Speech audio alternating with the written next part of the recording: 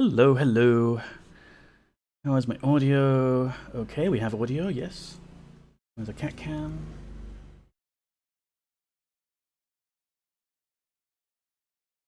Look at that. We have cat cam. Yes, hello. It is not Monday. It is not our usual stream time, but I've been having the captain's itch. Been thinking more and more about Serpent Isle and the speedrun that we did, where my record was 1 hour and 29 minutes.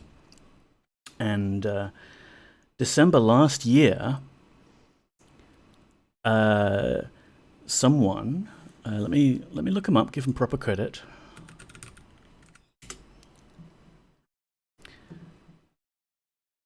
Illustria on speedrun.com managed to get a time of 1 hour and 4 minutes for Serpent Isle, using mostly the same route as I did, but just, you know, getting the timing done really nice and like doing actual speedrunner activities. Dethroned by some Ethan fan. I don't know about that, Mr. Zinks. Let's not be too harsh on them. Honestly, I was quite happy, like, to see someone beat my time and be like, yeah, this is actually how low of a time we can get the run down to if you do all the precise movements that, like, you can do if you practice stuff a lot. And they had a few good ideas of, like, well, here's an alternative place we can get halberds from. It's a bit faster and what have you. Sub-hour dreams. Yeah, that's kind of what's got me on this again, Mr. Cynics. I already had one little time save route change in my pocket, which would save, you know, I don't know, I didn't actually time it out, but like it should save a couple of minutes. And then thinking about things some more, I've discovered some extra bullshit, which is my favorite. Extra bullshit legitimate game mechanics that we can do to skip other bits. And that's where I really thrive, you know? I really love this mapping out a route that will skip past bits of the game and break the game engine and what have you to time save that way. I'm not so good at the precise movements and frame-specific tricks and all that. That's not my appeal for speedrunning. But I thought today, we're not going to actually try and do the speedrun. I need to test some stuff out and, you know, just experiment, like see what's possible. Maybe time a few things. I've got my splits things loaded. We can time a few things and see whether it's faster one way or t'other. And yeah, just hang out, why not? But Efremi, welcome in. Efremi here has redeemed our GORILLAS.BAS game. So let's start off with some gorillas. If I can get it all set up. Okay, I've got that. I did intend to go fix this up a whole bunch and do extra things to it. Of course I didn't do that. Why do you think I would do that? I've been busy. Launch.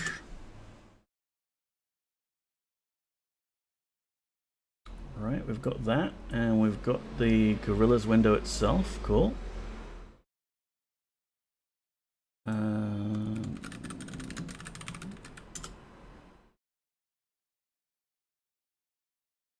There we go.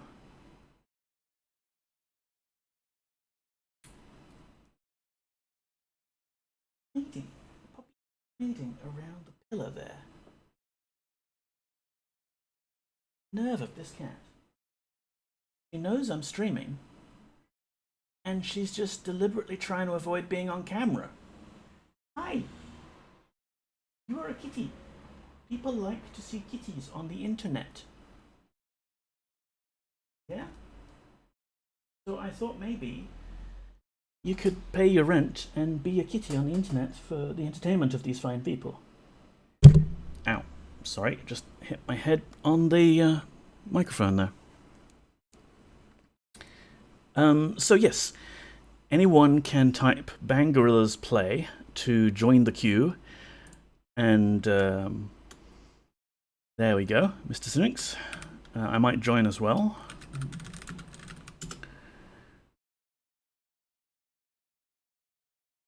And oh yes, I have music. I have music. Hopefully, make that a bit quieter.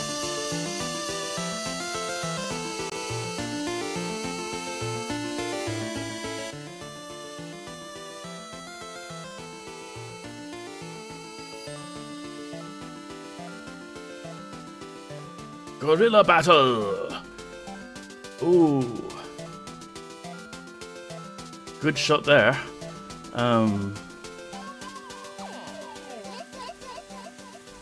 Ifrimi was exploded by their own banana. Self-nana. Yeah, the wind is the tricky one. You can see the arrow at the bottom of the screen that shows which direction the wind is blowing at any given time. Make this tiny bit quieter. Speed and angle, yeah.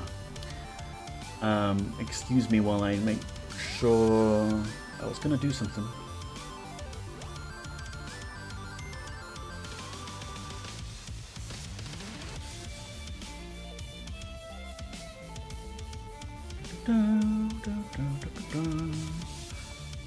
No, I can't remember what I was gonna do.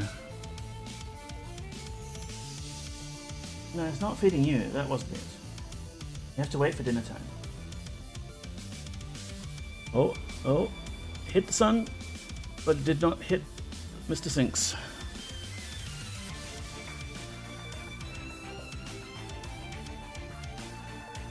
Oh, that's it. Is the window caption not quite... Right. Those caption. Yeah, it's slightly clipped. Fix that. If I can forcibly stretch it.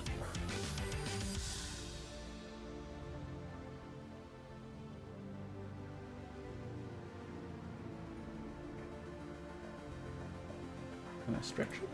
Whoop, nope.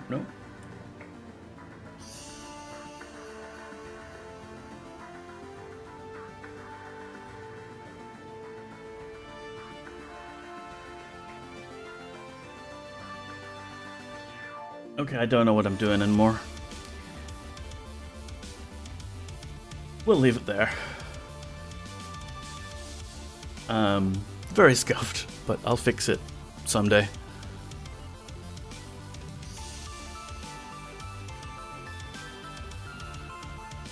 And I guess the winner of this battle will face me.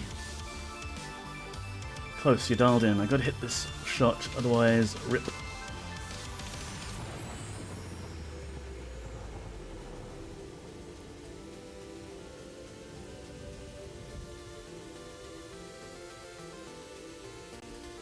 And if Remy pull it off, banana goes up. Oh, narrowly saved by the corner of that building. There was a whole family in that apartment. They died so that Mr. Cynics could have one more turn. Oh ho ho ho. Well done.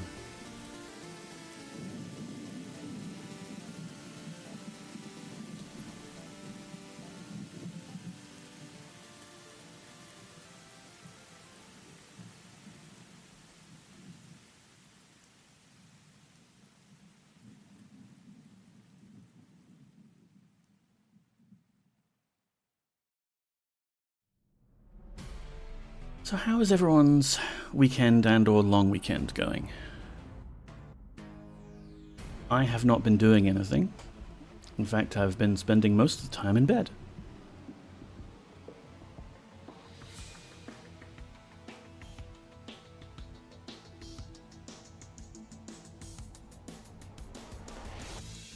I feel like Ifrimi here is in a bit of a disadvantage, stuck between those two buildings there.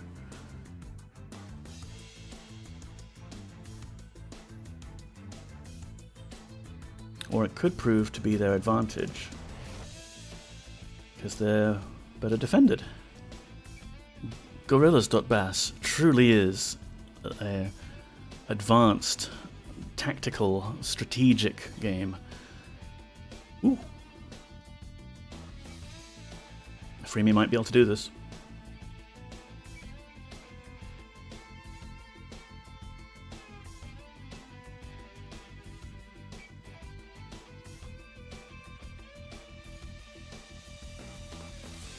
Banana goes up. Banana goes down. Feel like I have to go through the building? Yeah. Just sacrifice all of those innocent lives for the sake of your victory. Never mind. Well done. So, that still makes the overall score there 2 victories to Mr. Sinks and 1 to Freemy. I don't know why the game always does exactly 3 rounds. Like, it's not first to 2, it's like you just play 3 rounds. Moody Mystery, welcome in. How are you doing? Hope you're doing well, glad to catch stream. I'm alright. I've been better. Okay, so I will face off the victor here, and then we'll get into Serpent Isle, shall we? I am on the left, it seems. Wind is slightly against me. I can spell banana, I can. Angle, speed. Nope, nearly killed myself there. A banana. It has quite the appeal. Yes, well done, Mr. Moody.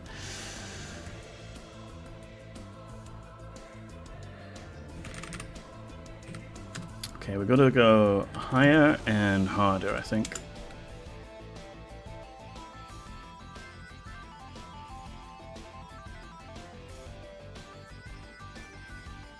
Ah, that's more like it. You can't just copy what I did. Mods? He's cheating, he's copying my homework. You copied me before I even typed it. Sure, sure.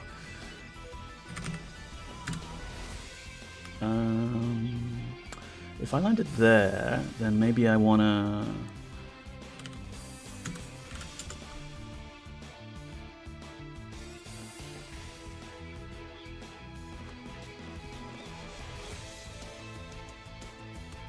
Ooh, so close.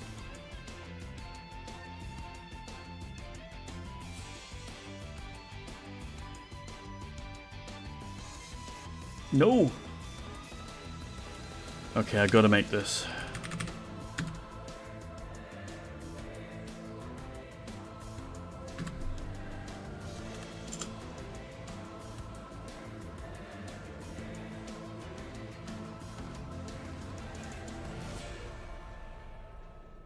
Oh!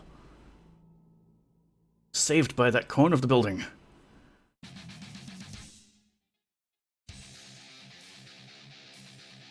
No, no! Exploded by a banana in my own game. Why did I not make this so that it was rigged in my favor?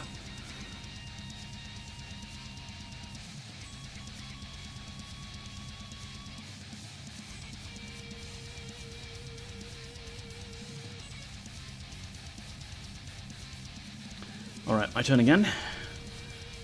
Let's see if I can come back from this. That wind, though. Oh, yes. Oh, my.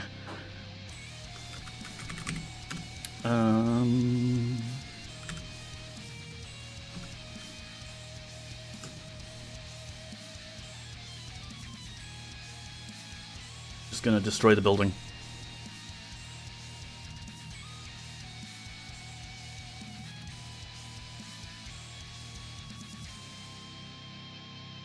Yep.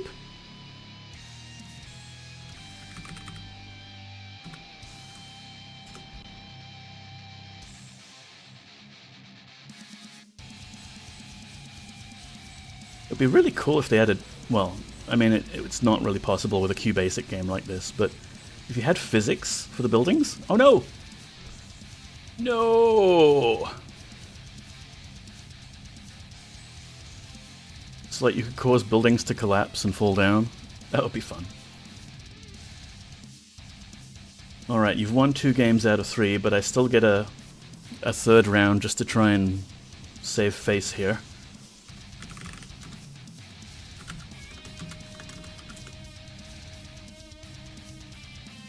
Oh, the wind's against me.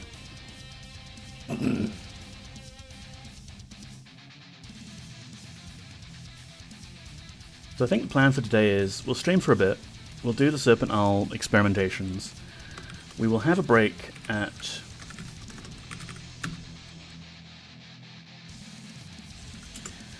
5 o'clock for the cat dinner time.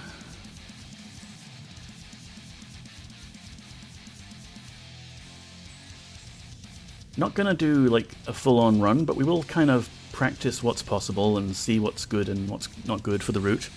And then maybe another time we'll do a stream and I'll actually try and reclaim my record.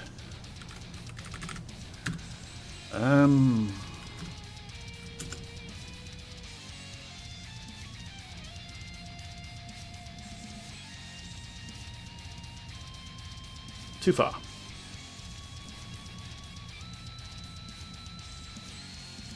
Oh, hit the sun. That's usually a good sign. Yikes.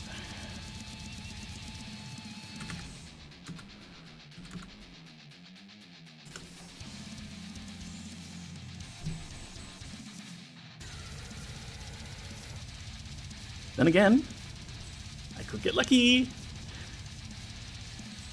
Alright. At least I wasn't completely owned by the banana throwing hand skills of Mr. Snix.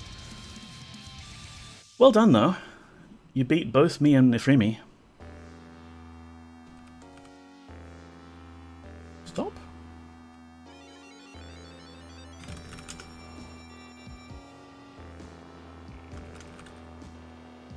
Quit. I might not actually have a command to just stop the game. There we go.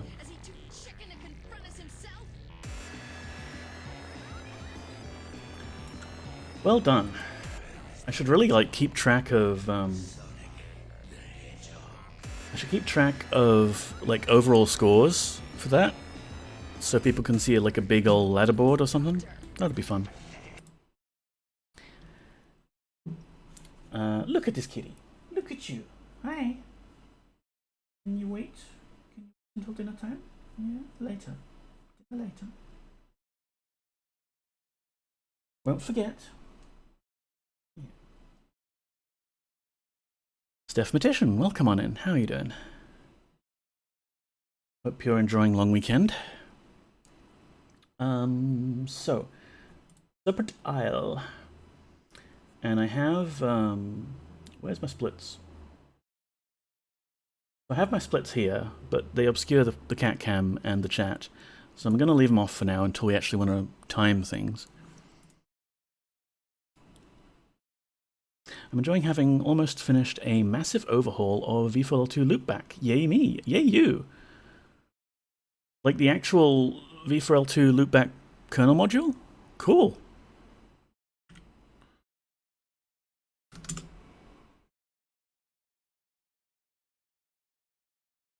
And that's not capturing.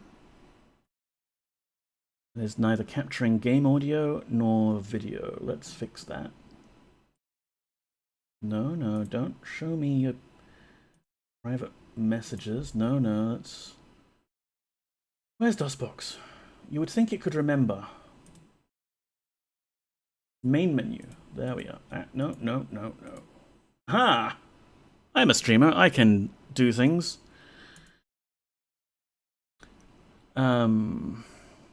It was more and more broken as more people added bug fixes, oh dear. It's now about as compliant as it can be with the actual V4L2 API. Cool. I mean, that loopback kernel module, a lot of people rely on it for fun virtual camera things.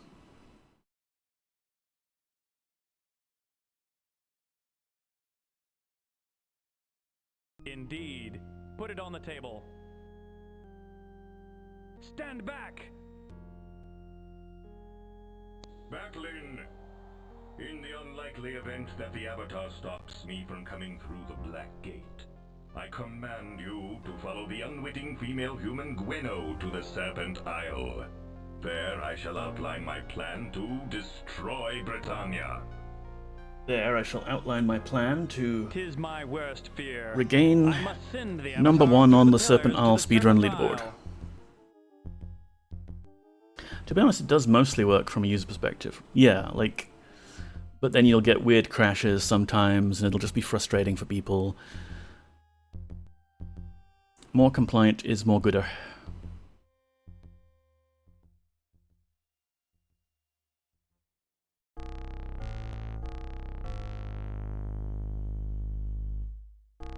Oh, I haven't got my ring light on. Not that it's really going to affect things in this bright sunlight. Yeah, it's racy as heck. I'm surprised it doesn't crash more than it does. Racy. So I'll journey onwards first, and I'll just show off some of the things I've been thinking about doing. It's been a while since I released those Neko bullshit. No, leave Shimino there. Those shorts or clips just showing off some of these techniques. So let's do that. I'm here in the game. We're at Moonshade, and I haven't got a spellbook yet. We've just done the Mage Banquet. I have our friend, the Iron Maiden, and Dupre here has our two friends, Halberd 1 and Halberd 2. So, first bit of nonsense we're already kind of familiar with. It's the same trick that we used to get over that little ledge in Sunrise Isle, but with a new twist. And I showed this off before another stream.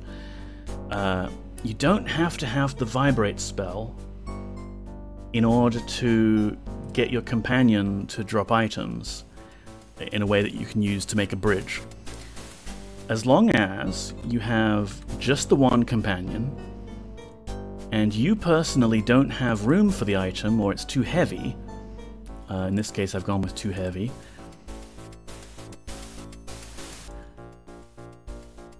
then you can... I'll do this as a proper clip.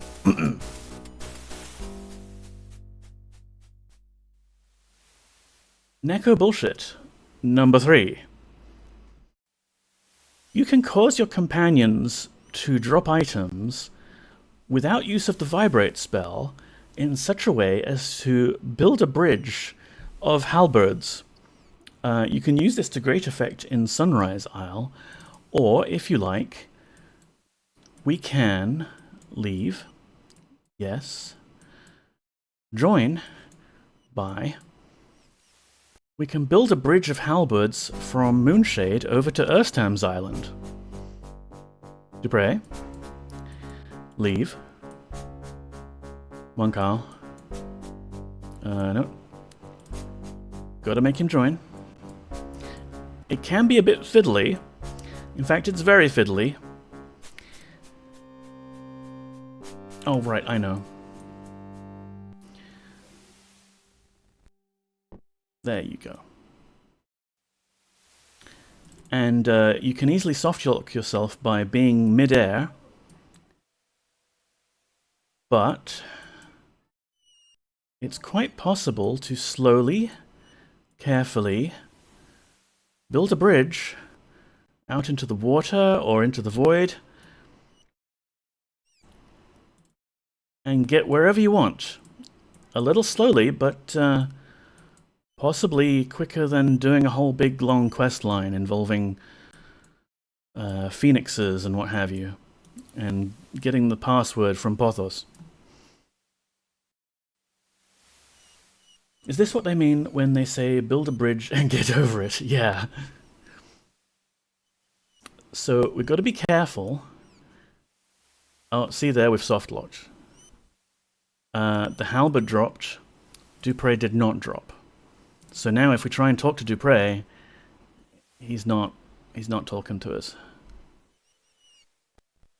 I kind of managed to get into a rhythm of it, so it is possible to do in a speedrun. We'll just hack everyone back to the shoreline here. Doing it while talking about it is tricky. I don't know how big speedrunners do it. Let's turn Hack Mover off. Give you this back. So, like, the trick seems to be you talk, leave, yes, join, buy, pick up a halberd, give it to Dupre, leave, yes, whatever, join, buy. They seem to ask about where to meet up if the game's not sure where you are exactly, which is a good feature, I guess. Then this is the tricky bit. You've got to pick up the previous halberd, which may make the current halberd fall down to the ground. And you've got to kind of walk around a bit, like just scooch around a bit to make sure you're all standing on the level of ground that you think you are. Leave. Yes. Monk Isle. Join. Buy.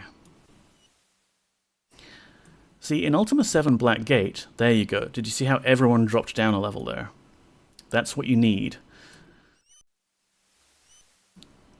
In Ultima 7 Black Gate, when you tell a party member to leave, they just bugger off with all of your stuff. If that you're carrying, like if they're carrying important things, then you don't have access to those things anymore. And you might have to hunt them down and get them to rejoin just to get your important quest item back. See there? Dupre was hovering in the air, but we moved around a bit and he walked down. He stepped down onto the halberd. So there's some important trick you got to do around that. With Ultima 7 Part 2, Serpent Isle, they obviously realized this could be a problem if a party member left but was carrying important quest items and you needed those items back. So they added this extra bit of dialogue. Before they leave, they offer to give you your stuff back. And then, of course, someone realized, well, what if the avatar's overburdened?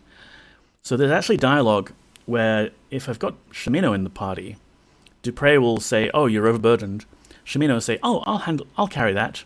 And they'll distribute the loot throughout your party. But then as another other edge case, what if you're the only person left in the party and you're still over encumbered? The developers added this option where like, oh, you're overburdened, there's no other place to put it. Since thou dost not have enough room for this last item, I will place it at thy feet. And that's what we're exploiting here. Because this allows you to place items on the ground without regard to whether there's a valid floor there, or even whether there are walls in the way, which we'll get to later. Wow, really? Are you entertained? So we're going to slowly, I mean this is a lot slower than the Sunrise Owl hack, but I think it would still be doable for the speedrun. We're going to slowly glitch our way over to Erstam's island from Moonshade. And I think we can do this without having done the Mage Banquet, without having talked to Pothos, gotten the Blood Moss for him. All of that stuff you can skip without dealing with the Red Witch abducting one of your party members. Skip all of that and just go to Erstam's island directly. Leave. Now you might think, but Neko, you haven't done Pothos's dialogue, so you don't know what the password is to talk to him. That doesn't matter, as it turns out. The game does not check to see if you've talked to Pothos in order to get the password. We already know it. I'm going to start angling northwards a little bit here, because there's a shoreline that's slightly closer.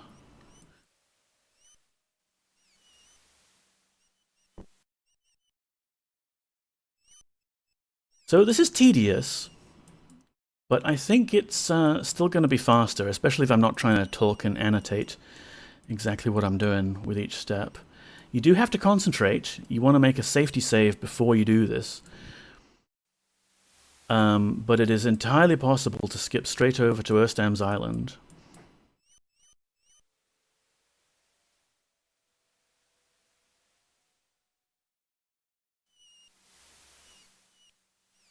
Wow, really?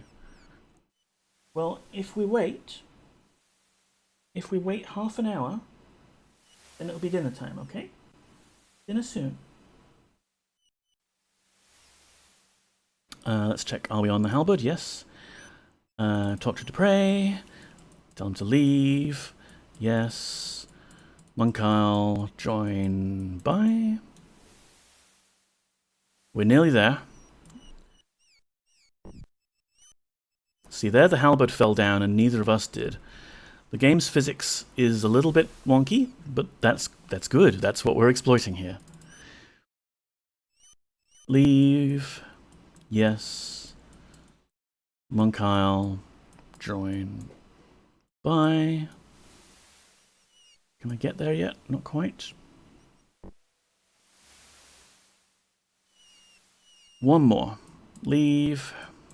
Yes. Monk Isle, join, bye. And then we're still going to have to pick this up to make this one fall down. And we're on the shoreline. All right.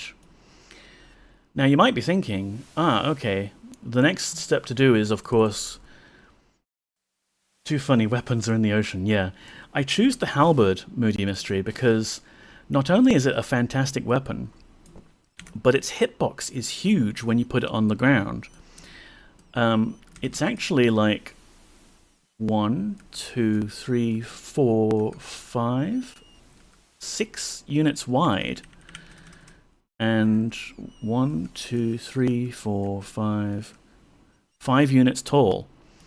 Practically a raft unto itself. So you might think the next step in our advanced routing is to talk to Erstam, talk to Vassal, talk to him about life and death, get him to teleport us to the Phoenix Island and all that. Nope, we won't do that. We don't have to do that at all. We go to his shed. There's the Jawbone. We're just going to break into his shed and take it for ourselves. But Neko, you're saying, if you steal the Jawbone, you're still not going to have any teeth for the Jawbone, and you're not going to be able to use it. Well, if you're familiar with how the game is supposed to go, Erstam gives us the key to his shed, tells us to retrieve the Jawbone, bring it back to him. Then you tell him, I have the Jawbone. And then he gives you the teeth, and then you go back to the shed and teleport out. As it happens, the game doesn't check to see if you've actually got permission to go to the shed, and just showing up to Erstam with the Jawbone in hand will give you that dialogue option. So you can just say, hey, give me teeth. And he's like, oh, here you go. Have fun. So the next trick, let's see if I can do this properly.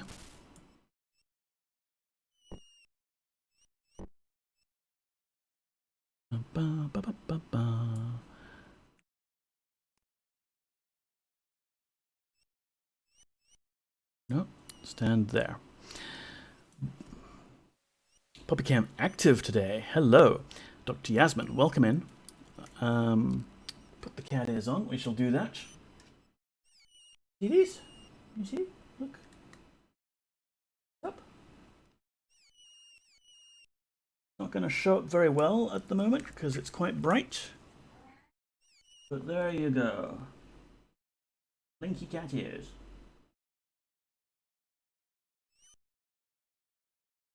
It is very difficult to see in this lighting.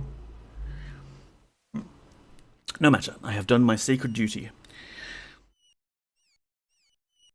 So, Neko Bullshit number 4. The same trick that we use to get your companion to drop items, like the halberds to build a bridge, can also be used with our favorite item, the Iron Maiden. As long as you've got no room in your inventory, as long as you're the only other party member, tell Dupré to leave. Tell him yes, you want the items back. Since thou dost not have enough room for this last item, I shall place it at thy feet. Rejoin. By now there's an Iron Maiden intersecting with us and the wall. We simply remove it, and you can step into the wall. You don't even have to step into the wall if all you want is to take the Jawbone here. And then go give it to Erstam. The placement of where you have to stand in this case is a bit more precise than the create ice trick. Possibly more precise as well than if you're trying to just use vibrate on your companions. So it's very fiddly to do, but it is very rewarding because you don't need the spellbook to do this at this point in the game. Poppycam is actually perfect. Aha, I see what you did there, Moody. You sitting over there? Okay. Dinner soon. So, we grab the Jawbone, run over to Erstam. Hey, person we've never met before. Begone from my sight. This meddling in my business is unwelcome, stranger. Thou dost have the distinct bearing of a Britannian about thee. No doubt thou art some fiend in league with that evil beast British. Why, I ought to cast a spell on thee. I could tear thee limb from limb, but still leave thee alive. In fact, I may do it yet. Now, out with it. Why hast thou come to disturb me here? Bah! In truth, I cannot. Begone! The password, Avatar. Tell him the password. What password? We've not learned a password. We literally haven't. What is this I hear? A mutual friend told me to mention Istradith to thee. They did not. Istradith, the password? Then I shall not feed thee to the whales. I shall speak with thee for the moment. Yeah, I have the Jawbone. Yes, I see that thou hast found thy way into my storeroom and back. I certainly have. Here is a serpent's tooth. This will allow thee to travel back from whence thou didst come. As to the method of how it works, thou hast proven thyself intelligent. Discern it for thyself. Here is another tooth. It will allow thee to travel back to this island, although I trust that it shall not be necessary to do so. Here is a tooth that will enable thee to travel to another place. Okay, bye. On thy way. And so, with that, we have very quickly gained access to the Jawbone without having to do extra quests for Erstam, without having to deal with Pothos or the Mage Banquet. We just have to get back into... Oh dear, I swapped items too early. We just have to get back into... we have to break into the shed again. So I need to be in a situation where I can't hold that. Is this the right tile? Yes. Oh, good job on the watch stream streak. And leave. Yes. Join by. So we can go yoink, yoink. Re-equip Dupré here. We'll just shuffle things around while we're mid-wall. The actual window of opportunity for walking through the wall is pretty generous, it seems. But I found that this particular trick, where you get the companion to drop items, is a lot more fiddly in the placement. Like, I couldn't do it in the corner there, I couldn't do it there. It's been very annoying. Oh, and in order to use the Jawbone, of course, we have to shove the teeth into it.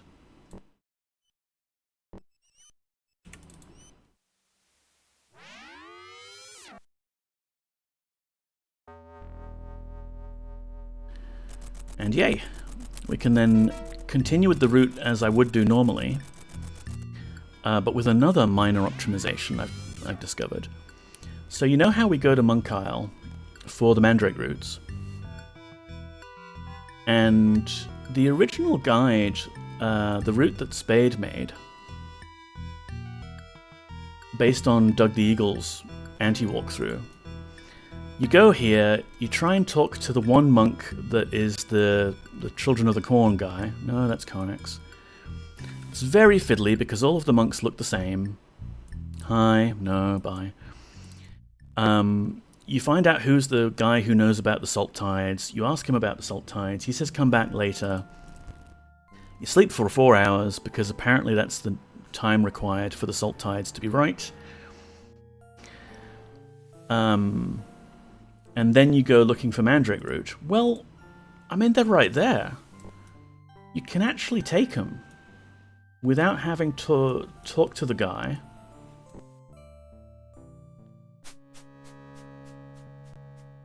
They're right there. And I'm not sure if this is just like because of the state that my save game is in. We'll need to test this properly with a real run. But that's all you need. You can death warp back to Moonshade and give Fidabiblio these Mandrake Roots, and he's totally happy with them. I kind of think that when I used to play originally, like the Mandrake Roots weren't always there, and it's some... Yes, Poppy, dinner soon. And it's the dialogue flag with Corn Guy that actually makes the Mandrake Roots appear or not, so that they're just not visible, they're not lootable until you've done that. But maybe they are actually visible at certain points in the game. Who knows? So we just need to talk to Fidabiblio, spellbook, and then do the copy protection questions. How many different materials can armor be made of? 4. How many reagent types? That's 11. I gotta practice this. Like, I used to have it memorized when I was doing the speedrun last year. How many clans divide the city of Monitor? I'll get easy ones. There's some harder questions in this. Forgive me for my suspicions, now conjure a spellbook. Since you're over encumbered, I'll put it on the ground. It's kind of cool that the game has this for every possible time that we're gonna give you an item. Bye. I mean, it also means it's possible to softlock. If I'd talked to him from here, he would have put the item on the ground and we would have never been able to get it because it's in the wall.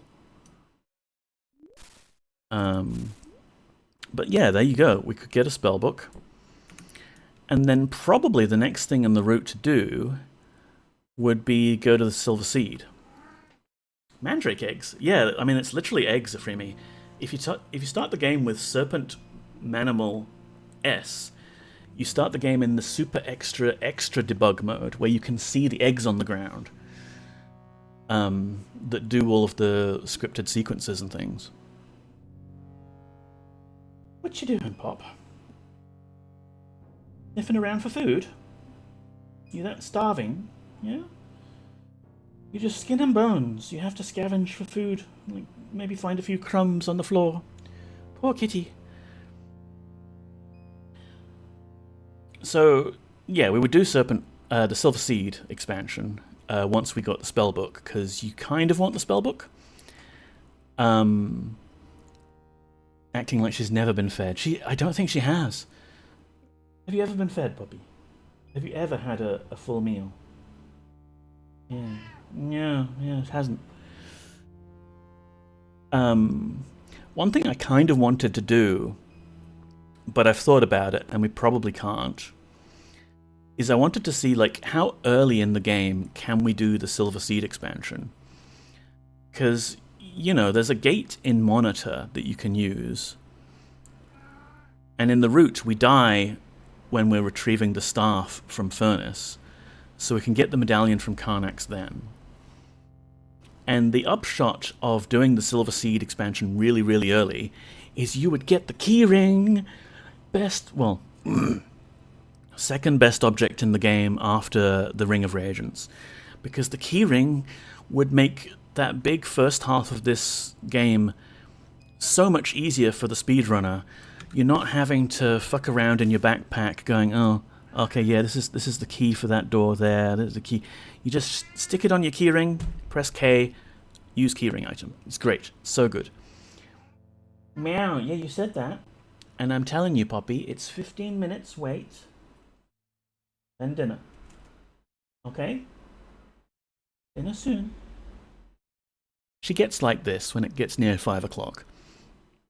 This is why I do most of my streams at 7 o'clock my time. Time for another nap? Enjoy your nap, Moody. Oh, off in a huff, are we? Yeah? Meow, it's so unfair. I have to make you wait until 5 o'clock. It's so unfair. She's like this every day. So I don't normally stream around this time. But doing this, we can feed her on camera. Won't that be nice? Yes. Where's my phone? Oh, that's right. It's on the table there. My phone has a little alarm that goes ping at 5 o'clock. So we're sort of trying to train Poppy that that is the indicator that it is dinner time, and not her belly going rumble rumble. Good girl. Just wait. Dinner soon. So yeah, you could in theory do Silver Seed really early on. And if you think about it, even though we want the Ring of Reagents and we do all of that stuff, we're not fighting the Lich anymore, so we don't actually need to cast spells on it or anything. We've even obviated the need to cast Vibrate to drop the Iron Maiden, to glitch through the wall, to skip the Lich, because we can do this new trick with the party member leaving. I haven't tested that out, but I think it would work. Let's test it out now, actually. Oh, wrong one. I'm going to go see Nosferatu. See you later, Neko. Enjoy! We got to go back. Where's Moonshade? I almost always use the Moonshade Gate for starting the Silver Seed expansion. I guess it's just because that's when you get the spellbook. So my reasoning for actually staying with the original plan and doing Silver Seed after we get the spellbook is Elissa won't sell you spells until you have a spellbook. She looks at you and thinks, oh, you're not a mage. We discovered this last time when we glitched our way to the secret island that's used for the starter cutscene. We retrieved the original spellbook we started the game with, and having that spellbook was not enough to convince Elissa that she can sell spells to us. What? Why isn't this working?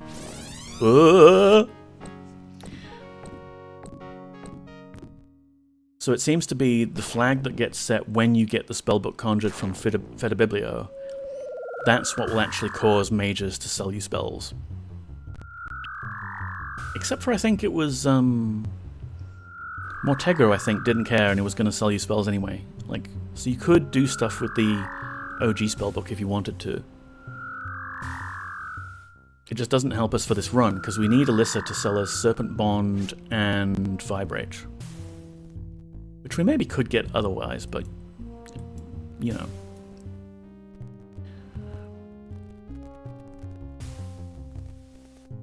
Hey, Iskanar, Istandar. Blah, blah, blah. Champion balance. What is it? Thanks for the item, bye. We also need to talk to him before Elissa will sell us spells. For other reasons. But there we go, keyring. Yay. Really. The other reason why we might not want to do Silver Seed early, is the current way we break out of the Silver Seed is by using these pillars that take you to the test of purity, which is in Furnace, and then we leave Furnace via ice blocking through a door and using a Serpent gate there. But we can't do that if we do it at the earliest possible opportunity. We would have to use the other method of recharging the Amulet of Balance by sleeping for an entire week, which is very tedious because you can only go at 12-hour increments. So you've got to rest 14 times in a row, adjusting the slider each time, then dealing with your party who is starving. Yeah, maybe doable, but it's probably better if we wait to do the Silver Seed once we've got the spellbook. Yes. So let's try out the thing I mentioned, though, because it would still be neat if we could bypass the Lich without having obtained the necessary level to cast Vibrate yet. Lich is this away. Meow, really. Aside from the Poppy cams, I need like a Poppy microphone, and we can put it on her collar, and we can all listen to her complain for an hour straight up until 5 o'clock.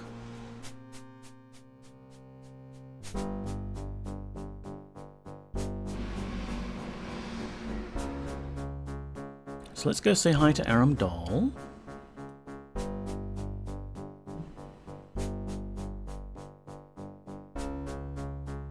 Here's the teleporter we need. So, previously, with Vibrate, I've positioned... Like, it's fiddly to position them, but I've positioned Dupre so that they're standing there, I think. And then me so that I'm standing here. You mentioned that. The way walls work in this game... let me turn Hack Mover on so I can demonstrate. The way walls often work is there's usually like walkable ground underneath, except for immediately beneath them, and not in that case, where often the level designer, for whatever reason, decided there's no examples here. That's interesting. The level designer, or maybe something to do with the way that the game compiles the levels, who knows, it would often put a few squares of unwalkable floor tile underneath the walls. Meow, yeah, you mentioned, and it's still not dinner time yet. Okay? Please wait. Dinner soon. 7 minutes. Can you count to 7? I think counting to 7 is a bit beyond her at the moment. 7 minutes wait.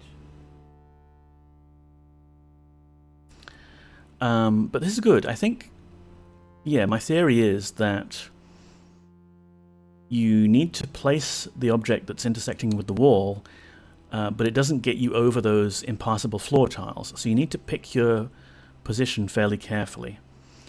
Let's swap items again. Now I think Dupre will be able to give me a halberd. Really? Yeah, these fit at the moment. But he won't be able to give me the Iron Maiden. Oh wait, the reason those fit isn't because I'm cheating. There we go. Cheats off. Really? Yeah, okay. Halberd won't fit. Halberd there. One halberd does fit. Dupre, leave the party, please.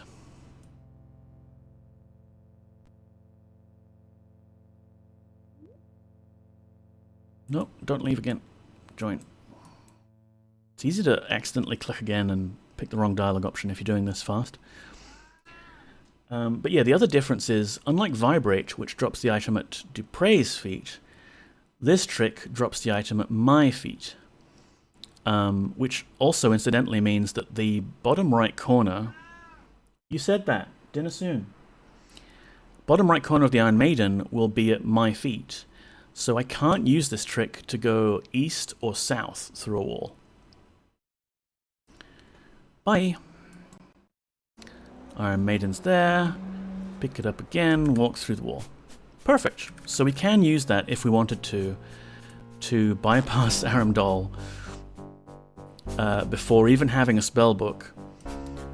We could come here, grab Eranon's axe, grab Gauntlets of Quickness, get the 1000 XP that we want from doing that, because the actual reason we really want those items is just for the XP bonus. The game doesn't give you experience for defeating Aram-Dol, only for finding the 4 cool items that the game gives you. Now here's a problem. If we do this, we can't go back through the wall like that with Vibrate. But I think the route... You said that, Poppy, you said it. Please, darling, wait 4 minutes and then it will be dinner time. Dinner soon. She just starts yelling and yelling, you know? But yeah, I believe the route that I had originally, we actually Death Warp at this point to get back to Deathwatch Keep, rather than walking out of the Aram-Dol lair. It's fine, you talk to Surok and what have you by... Very quick. Very easy. We've lost that halberd, but that's fine, we're just testing things here. Another thing I wanted to test is the maze. We love the maze, don't we? The maze is a little bit tedious. Wow! I think we're going to feed Poppy very soon. 3 minutes left. The maze is a little bit tedious.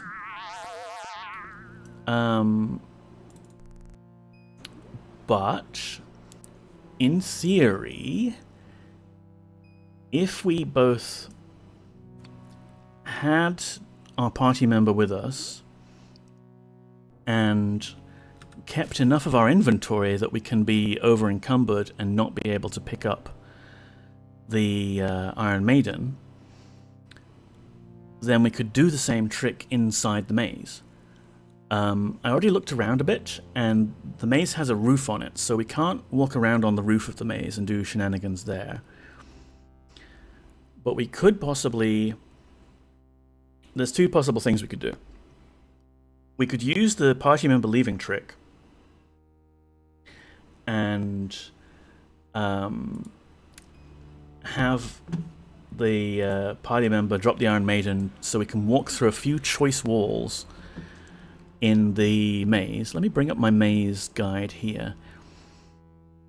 We would probably still want to walk through some of the maze as normal, but at least... You said that. But at least for the first one, let me just show you... Yeah, I can show you this.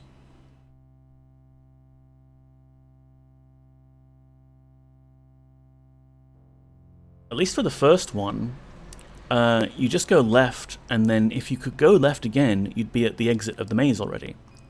So if we could get through that wall, that would shave some time off.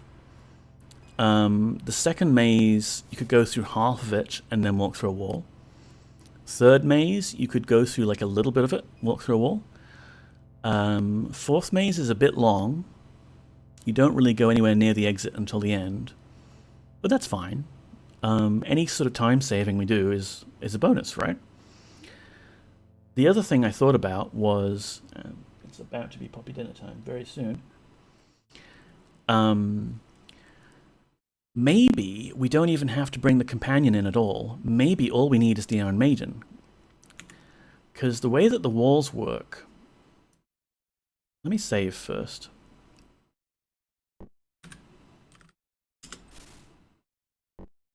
The way that the walls work is you walk into the next room of the maze, and it almost toggles every wall, whether it's open or closed.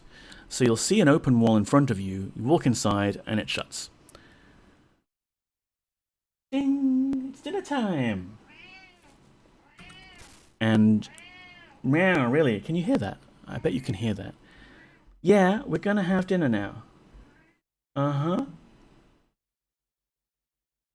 And my theory is you could maybe place the Iron Maiden where you know the wall is going to appear, walk into the room, wall appears, then you can pick up the Iron Maiden to make a hole in the wall temporarily that you can walk through. We'll test it out. It'll be fun. But now, right now, it is Poppy dinner time. I'm coming.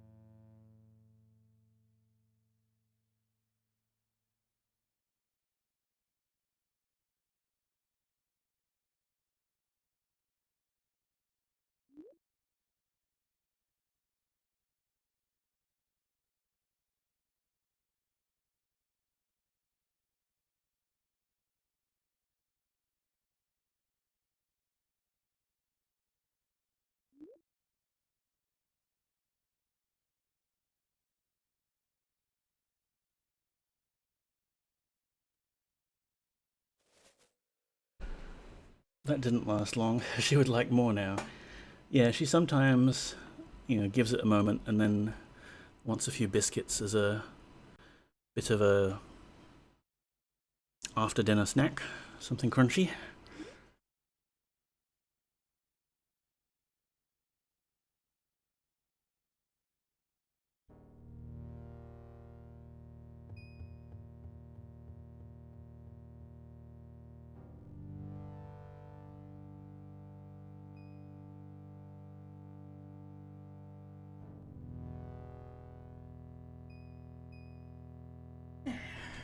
Better.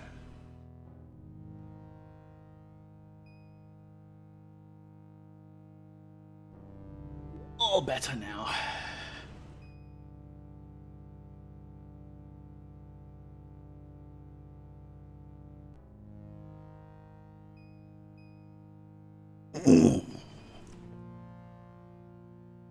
Please, sir, I want some more. More?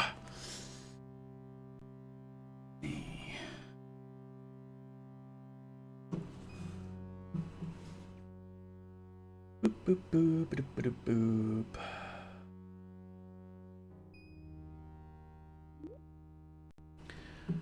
So, the trigger for your party members leaving you is around there-ish. If I were to grab onto axe, I mean also gauntlets as well, shield.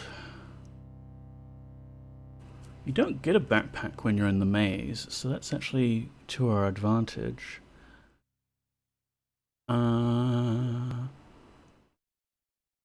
Yeah, that's probably fine.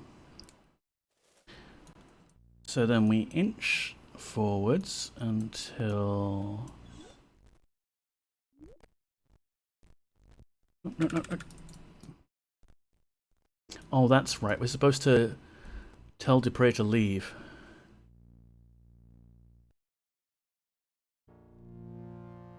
Rejoin.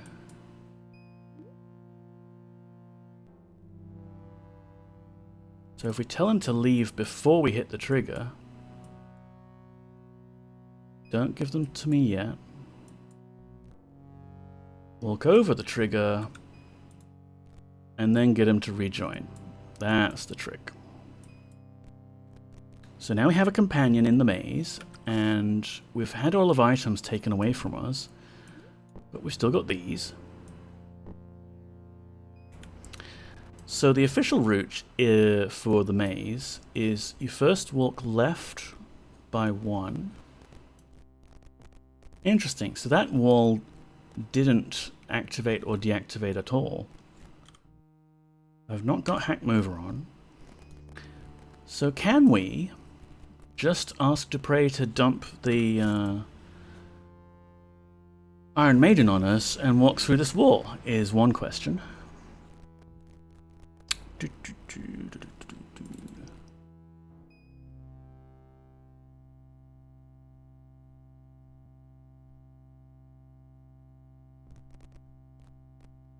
So we just give it back to him and walk through the wall. Yes! So we can speed through the maze like that.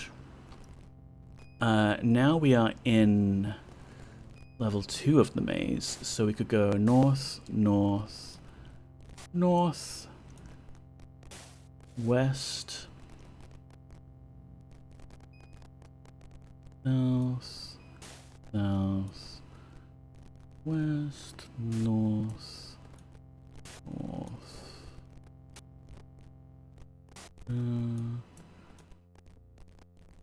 Right, so this room here is where the exit is, and it's still a walled off thing. So that's what I was kind of wondering about.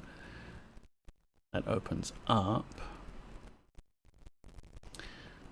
So it would be nice if we could approach that some other way, but we can also just walk through this wall. Probably. Like I said, the walls can be fiddly when you're doing this particular trick. It's much, much more reliable to use Create Ice on yourself.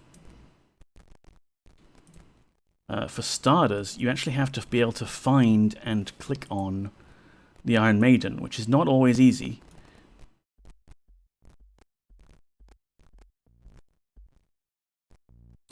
Maze number 3. Now here's where we could possibly use this other trick I've thought of. Go right, then down. Then you see here, when we go down into this room, that wall's going to close. But what if? What if we just put an obstacle right there?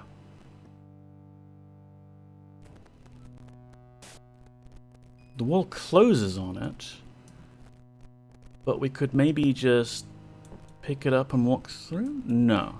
Okay. So something about that wall makes it harder to walk through, and also we want to walk to the east, which is not possible with Dupre's trick. Or even Vibrate. You would need Create Ice to get through this wall.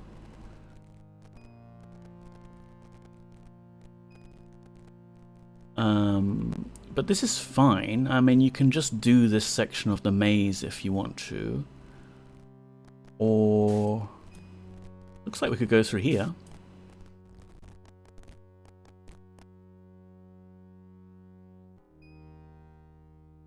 This is not the normal route of the maze, but... we can make our own route, can't we?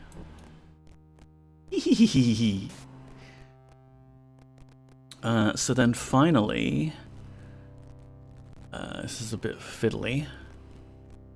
This is a very long route, and we haven't got cheese for Ural, which is a big failure in my opinion.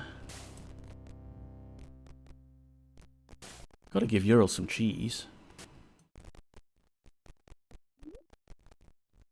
But this is good, like having the companion in the maze means you're basically not gonna get softlock even if you mess up, because you can always just take a little bit of extra time. Oh, here we go. Instead of doing another big loop-de-loop, we could break through this wall.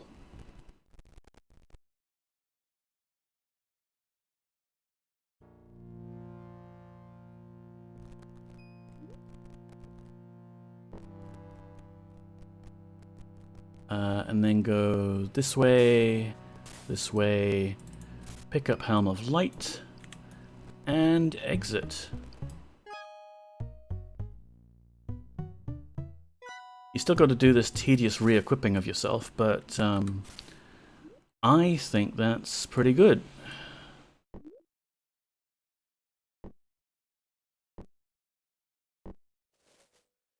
Big win for the speedrun there. And I don't know, like, how much of a win it is. Didn't time it or anything. But I figure that will definitely save some time off of that. Not save some shime off of it. We've got a bag. It always likes to put the jawbone separately. I hate that. And we can't... there we go. Today I learned. The bedroll can actually go in the same slot as the backpack. But the same is true not... the converse is not true of the backpack itself. The backpack only goes in that one spot.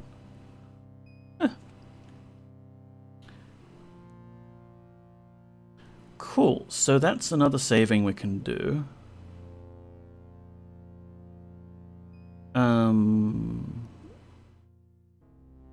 What else?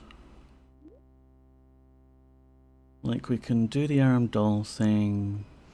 I really wish that there's something, anything we can do for this one bit when we're going to retrieve the ring. Because when we go to retrieve the ring, go through here, fight some, well, you avoid some Nagas.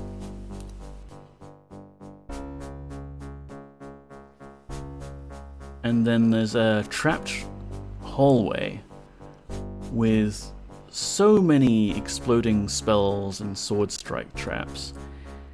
It is really difficult to get through this without just copping a fireball to the face and dying. We only have 18 hit points. And it's not like we can get through walls that are this thick.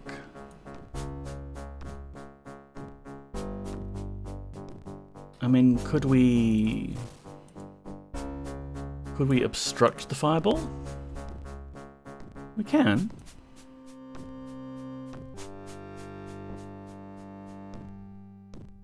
It would be slower.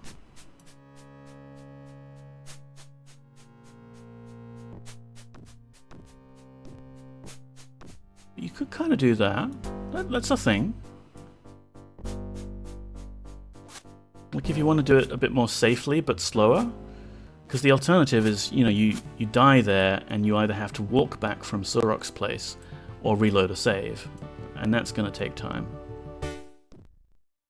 Despawn the Mongbats.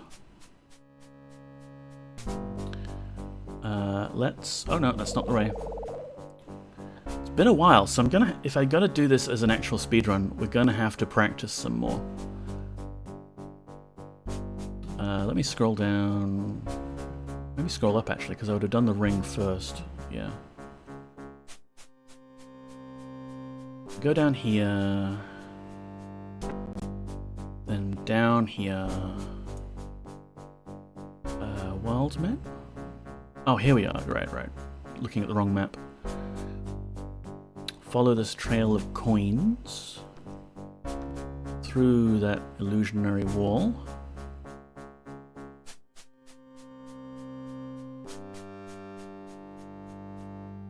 Then we go down this way and around and grab the ring. Yep. Good stuff.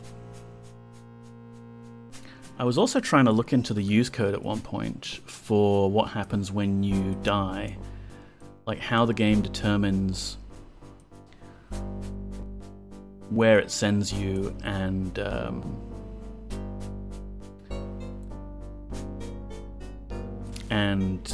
where Karnax is likely to send you back. Because I wanted to see if there was some way to trigger it and have Karnax send you somewhere useful instead of like back to Moonshade. Could maybe use a time stop scroll. Well, the thing is, Afremi, time stop doesn't work in Serpent Isle. It's just it just goes poof. They added the spell, I think, but then they realized it would break all of their cutscenes everywhere ever. So while you can use time stop in Black Gate to very great effect, Serpent Isle, it just doesn't work. Same with Blink.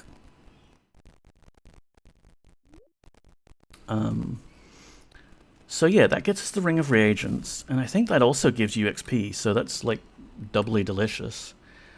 The other source of XP in Silver Seed is the Dragon's Riddles, which we don't need to do. It's not difficult to get to. We're not going to need to skip anything. I did kind of wonder if there was anything useful we could do in the Abandoned Outpost. Like, is there anything speedy we can do there? Because if we can grab the Belt of Strength, that's another 500 experience. It's just that, like, we haven't tried to do it in the speedrun routes so far. And maybe it's not actually useful to do. Maybe it's slow. Because there's this whole room. And, gee, I forget which order of the buttons you're supposed to do. Top to bottom, was it?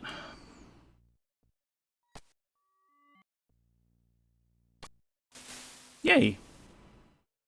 Of course, the witch outside tells you a different order of buttons to push, which is not correct. They're just trying to sabotage you. Need to grab Lightning Whip. And I think someone has a key on them. Yes.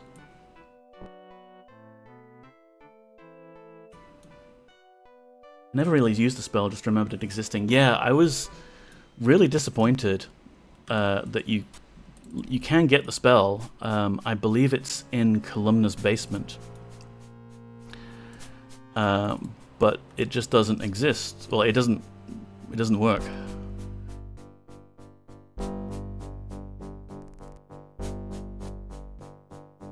Like, I transcribed it for the Let's Play that I did. But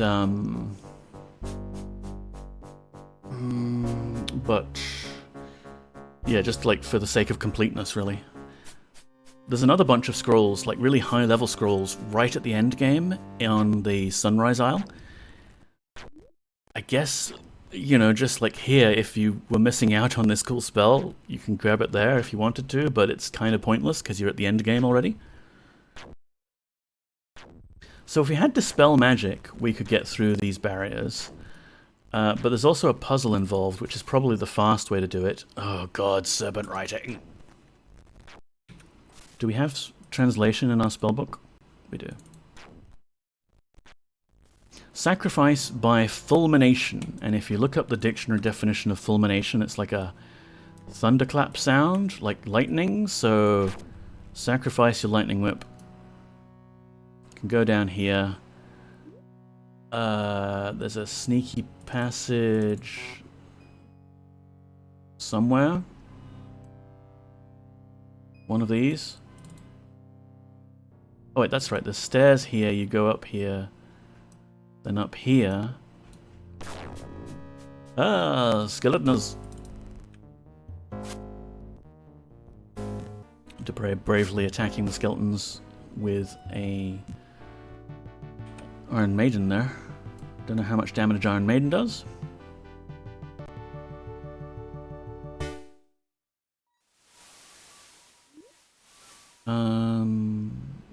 Where was the thing?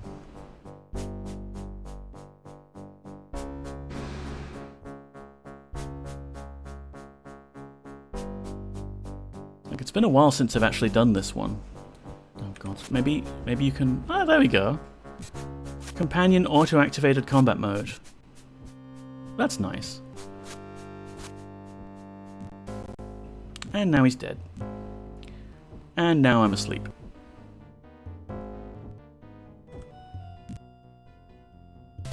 Whoops. And we've still got Dupre's dead body to take care of. Oh dear. Might not bother with that. Oh, actually, you know, we've got a save game from here. It doesn't have the Ring of Reagents on it, but this is fine. On second thoughts, let's not go to the maze. It is a silly place.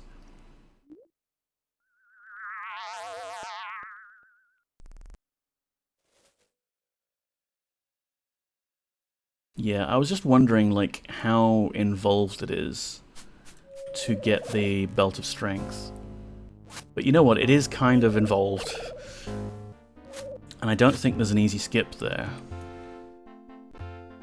So let's not do it.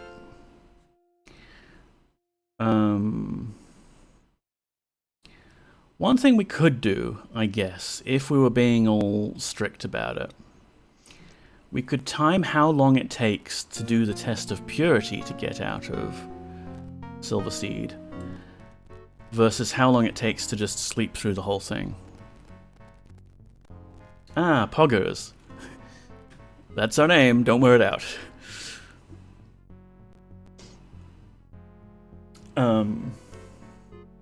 So let me get my splits view going. And I've still got my old, like, actual splits, but let's just reset it. How do I do that? 22? No. Oh. There we go. So if I start it, stop it. Well, actually, that's the split, isn't it?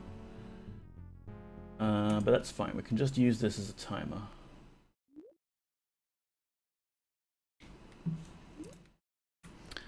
So let's save here.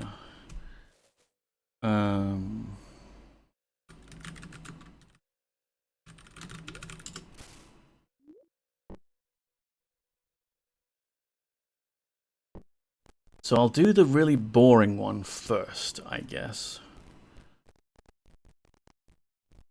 And from here, we'll just... Hey, what the hell? Better. From here, we'll just use Istendar's bed. It's not like he uses it anymore because he's an automaton. Okay, 1.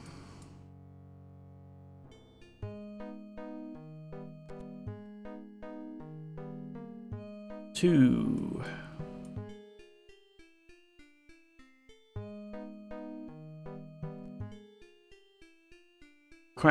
3, but the companion wasn't around.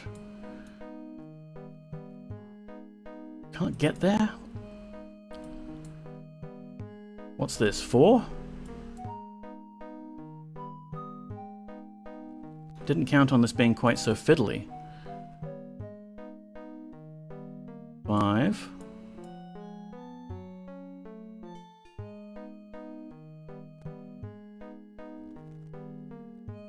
6.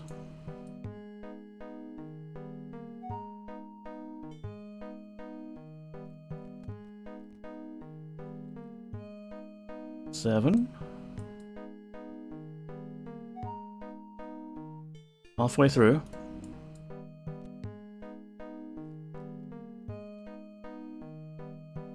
8.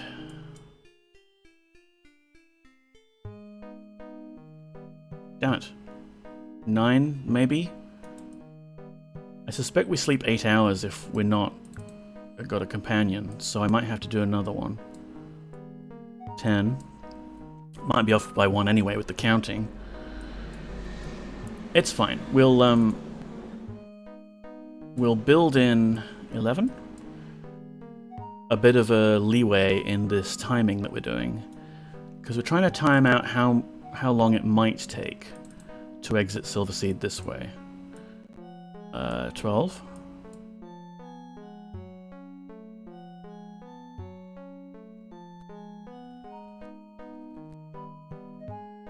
13.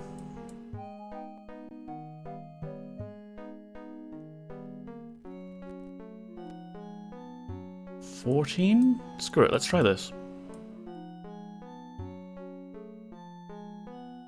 Okay, that's at 2 minutes 30 so far. And if this derps up, we'll have a good reason to not do it. Leave! The ammo have not recharged. Damn it. I must wait another 3 hours. There we go. At least it tells us. There is no room for thy bedroll there. Screw you!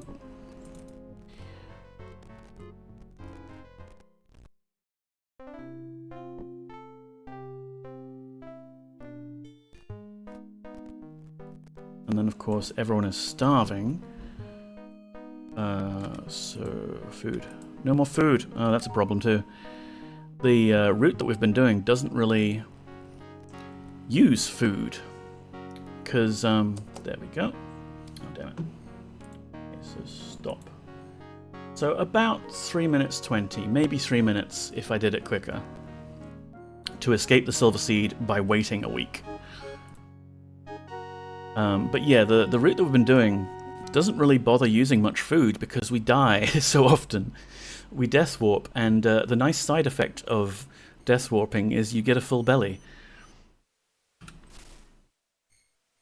Poppy, were you asking something of me earlier? I feel like she was just hovering around for a moment, but I had to concentrate on the speedrunning thing. So, 3:20 is the time to beat. If we reload this save game,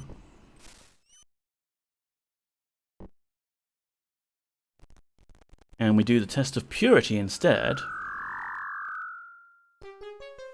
and this is a fun one because we can just fail it as quickly as possible in order to be warped back to Furnace. Try the left button, don't mind if I do! Like, there's no reason we need to actually pass the test of purity. A, because that would be very slow. What with the worm game. and B, because it just gives us the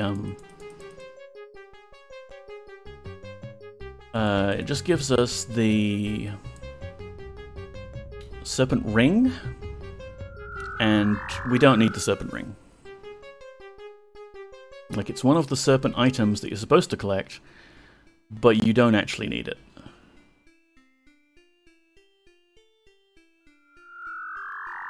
Begin the game and immediately fail it by investigating the treasure. All those treasure boxes are empty, sadly. And I didn't start the timer!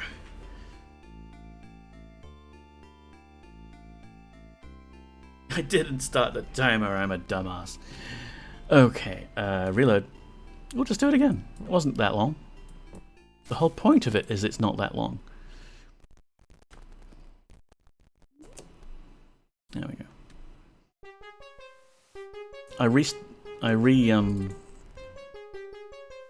Reimbursed? Rediscovered? Re-something.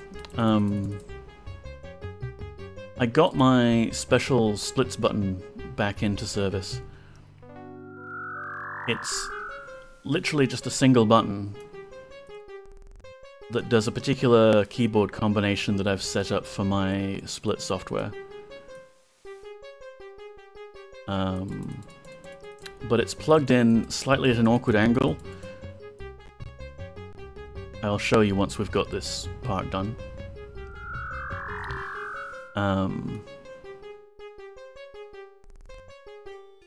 So it's not really set up for full-on speedrunning yet. And it only does the split, so like it's not a button that will stop the timer or anything, or pause it. Alright, 1 minute. Way, way faster. Although, technically, the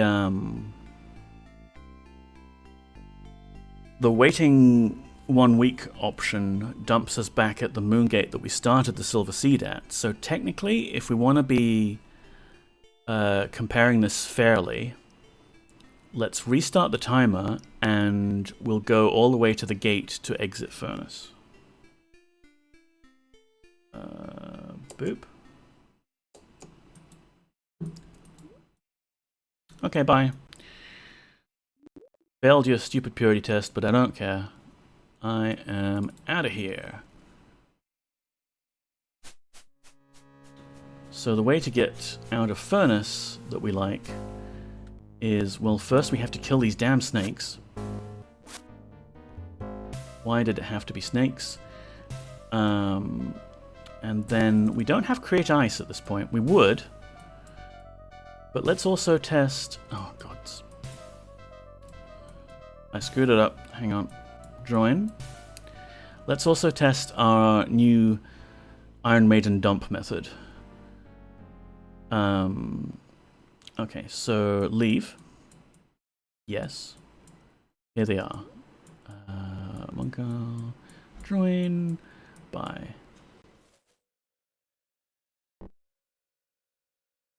Ha! Okay, it does work for that little bit there. Almost felt like it didn't. But that is technically faster than Create Ice. As long as you've got your inventory set up for it and you only have one companion. Maybe we're going to do that for a couple of these skips. And pause. Okay, so even taking the long way around and leaving via the gate from Furnace, that's still a good 30 seconds faster than the waiting around for an entire week to pass method. So that's good to know. We'll do that. The other thing I kind of wanted to test out in terms of time taken, currently we exit Monk Isle. We exit Monk Isle via Death Warping, which, you know, it's not ideal because when you do that, it dumps you at Moonshade's default respawn point, I guess. And then it's a long hike back to Fedabiblio to get the spellbook off him. So you death warp from about here. And I would like to know...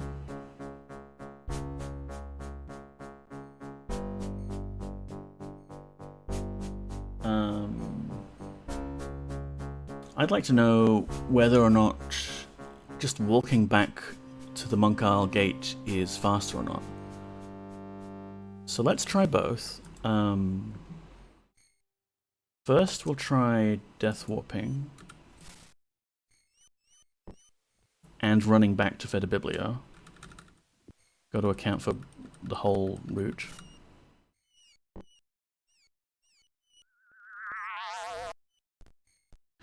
I figure if I do want to set up special buttons for me to use for speedrunning, I need more than just the advanced next split button. I want a start button, a next split button, and a pause button maybe?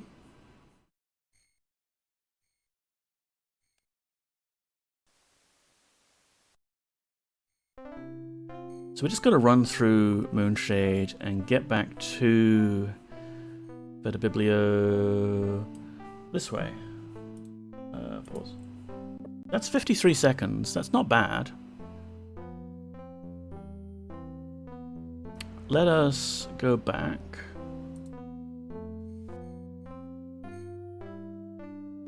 Yeah. Yeah, with this tree.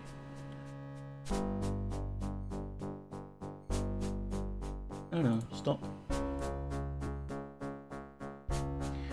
So, alternatively, instead of death warping, we could just walk. So we go now. Go now. Because it's not that far back to the monk temple. And then we can take their gate, which would take us directly outside Fedibiblia's place. Trick is just furbling through all of this nonsense here. And that rat's going to slow us down. And we can miss the stairwell. Potential for things to go wrong.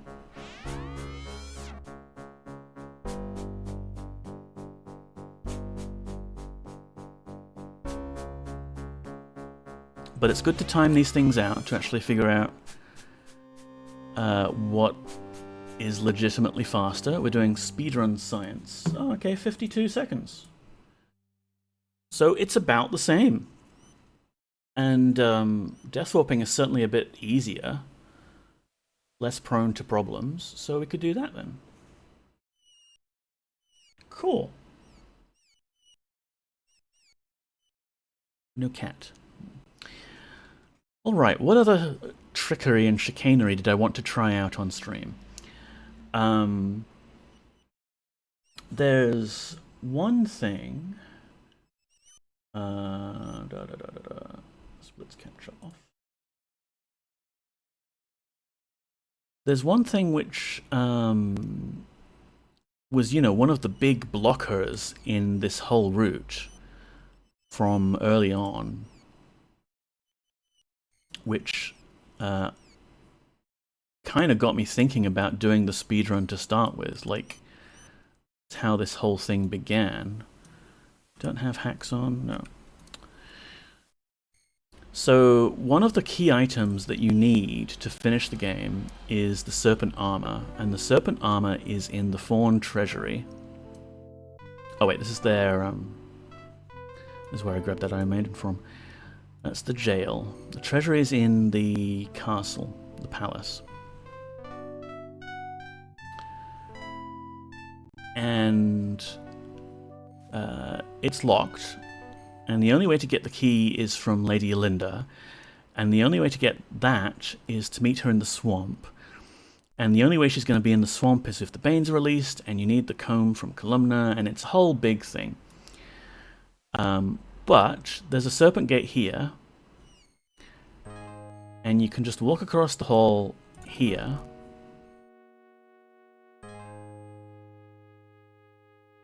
And we've previously discovered that if you can create ice on yourself in this corner, you can walk through that wall. But one thing I haven't been able to do Can we please have some lighting in here? Let's switch back to the lightning whip. One thing I've had trouble with is replicating this using Vibrate or otherwise dropping the Iron Maiden on you. Because if you look at the wall... Hack mover. If you look at the wall we're dealing with, that bit of glitched tile there shows you that is an impassable tile. There's no way you can walk on that normally. So the only tile you could walk through is that one. Same deal... Oh, I'm going to fix this later.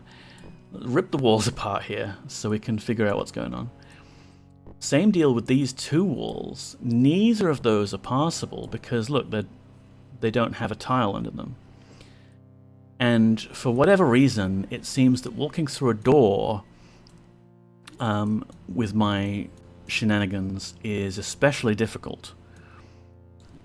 You can't do it. Doors are more controlling with the special map that's used as a shortcut to determine which walls you can or can't walk through. I don't know how it works under the hood exactly. But I had a thought last night. So let's back move it off. And we can experiment here a bit.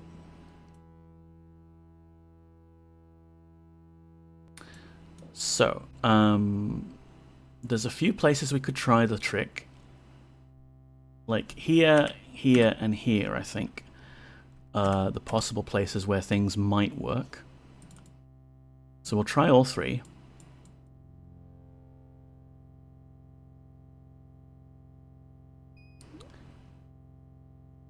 Yoink. Okay, that's a fail.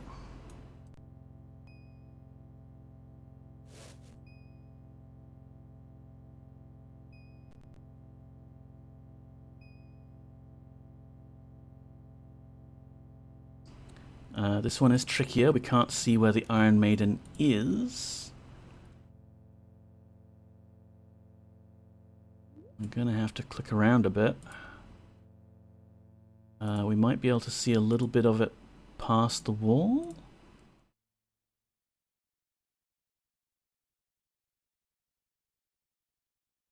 No, this is really tricky.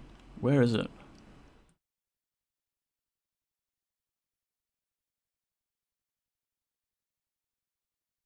Maybe Dupre is in our way.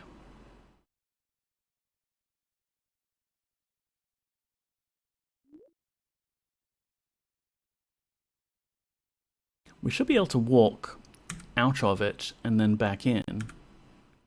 Yeah, so there's still a hole there left by our body. You can kind of see there's one little set of pixels here. Just beyond the door. Iron Maiden, there we go. So we pick it up. Still can't walk through. And then finally in the corner here, I'm pretty much certain it won't work, but...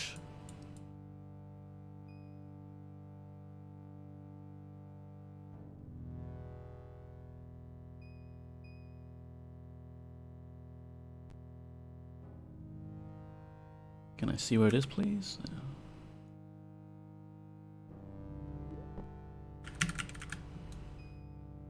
No, still solid.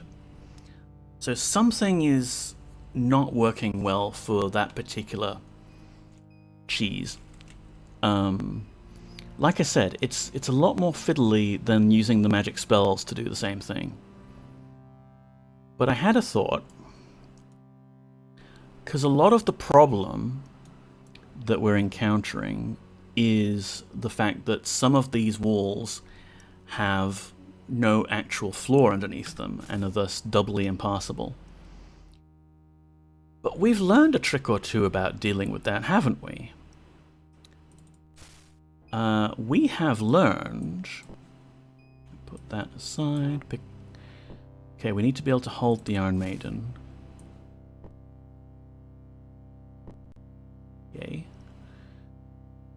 we've learned that one can build a bridge over water or void using a halberd. So what if we did the same thing?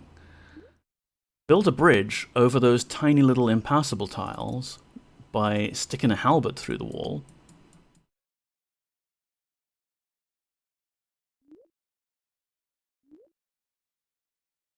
Right, so now that halberd, although it looks like it's nicely propped up against the door, it is in fact going through the floor.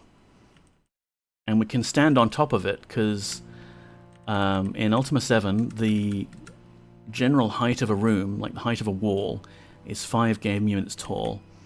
And the height of the avatar and most NPCs is 4 game units tall. So you can easily walk over a little bit of debris or whatever that's on the floor while being inside a room. This is in contrast to Ultima 8, where in their infinite wisdom they made the avatar exactly as high as the rooms that you're in usually, meaning even if there's a tiny little bit of debris on the floor or a child's doll or something, the avatar can't walk over it. But here we go, we've got ourselves a little platform.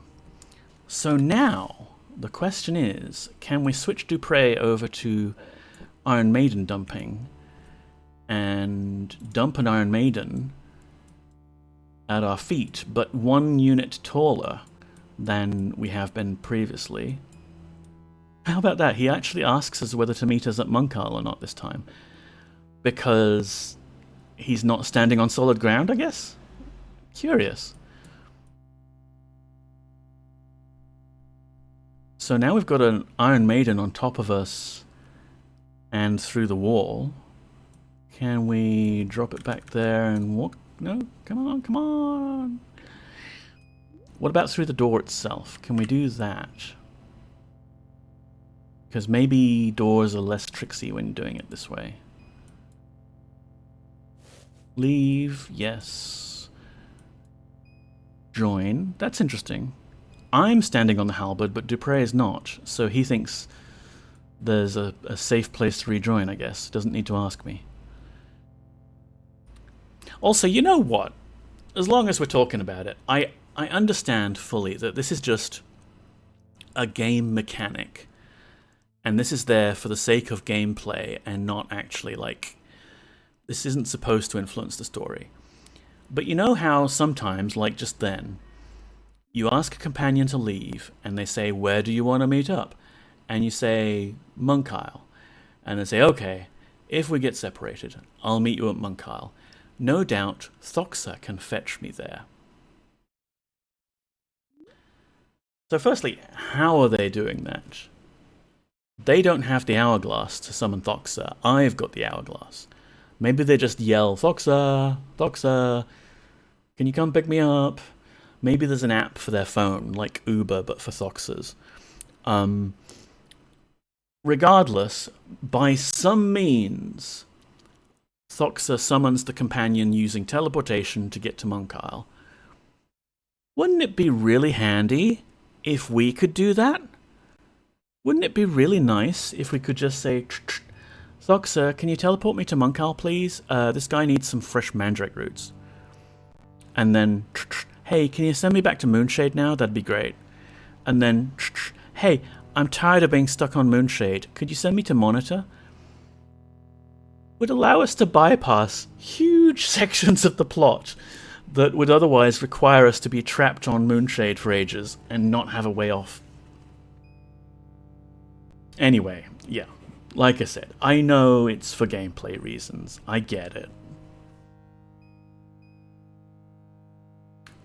And can we walk through this now, please?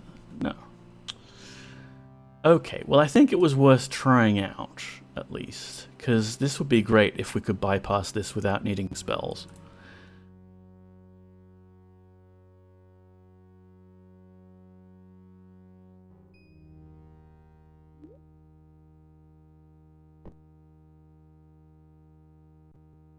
But it seems very fiddly, like I said. It really only works in a few locations.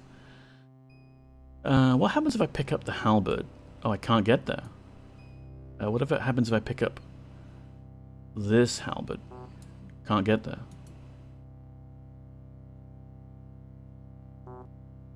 Oh, okay. This halberd's stuck now. Good to know.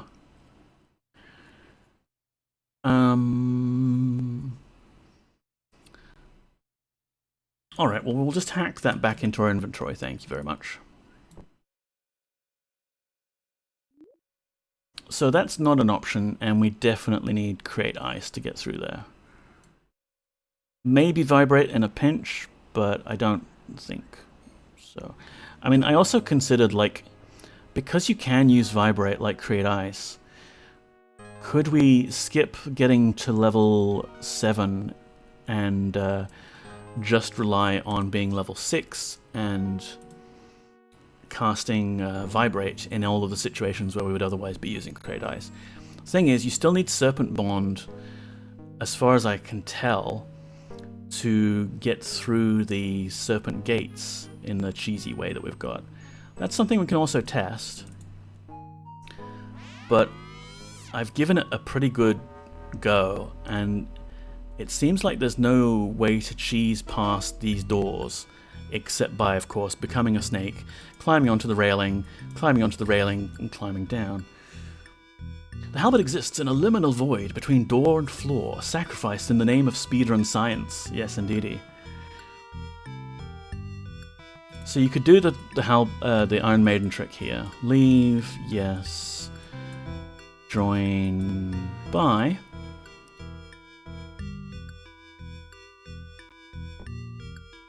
But yeah, we can't seem to get through these doors, which is a shame. But, you know, the Serpent Bond trick is way more reliable at doing that.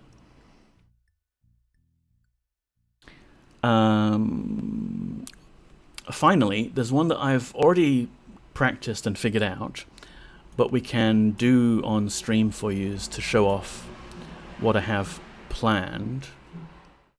And also to practice, you know, why not? Where do we get Chaos Serpent Eye? Isle of Crypts is east, north. Ah, yes, that one. So the Isle of Crypts is this gate, which let's just pretend we have Serpent Bond. And doing the Isle of Crypts normally takes a little bit of time. A bit chilly. Let's get out of the cold first. And I'll time it. And then we'll time it again with my new and improved strategy. I'm pretty sure it's faster, but it's good to do the science on this.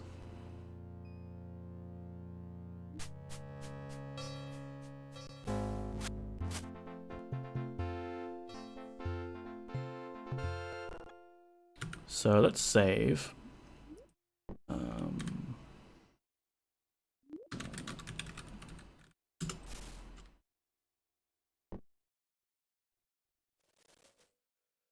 So when you're at the Isle of Crypts, I assume we're warm again now, good. You can go this route, but this corridor teleports you back to the start. It's got this teleport trap thing on it. So you can only really use that corridor as a way to get back as we're leaving. Because that corridor takes you straight to the skeletal dragon that has the Chaos Serpent Eye and everything. So the way to do it normally, you have to go down this way. Let me just think, do I need any items here? I don't think so. I think it's just a straight run. We're not even going to try and kill the dragon, so... Let's bring my splits back. Reset, start. So timing how it was with the old route. My button is a bit dodgy there. You come down here, up this way. There's more spooters, sorry about that. Snakes, why did it have to be snakes? Oh, there is an item I need. Yeah, whoops. We need to go get... That's going to be difficult to teleport. There's a sign on the wall there that says, walk here in balance, or whatever. Stand here in balance? Yeah, that's right. Which is not a very good clue, telling us that we actually need to go get the balanced Blackrock Serpent before we can proceed through the Isle of Crypts there. And the balanced Blackrock Serpent is part of Silverpate's treasure, which is around here somewhere? I'm lost. Thankfully, I do actually have a map up. So from here, go left. Lots of traps. Thankfully, these ones are relatively easy to avoid. Then there's these caltrops, which are a nuisance.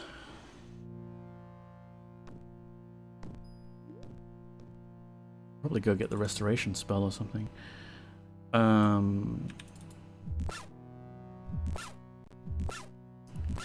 There we go. Balanced Blackrock Serpent. Let me go get a full heal spell and we'll try this again. Actually, you know what? I don't have the Ring of Reagents, do I?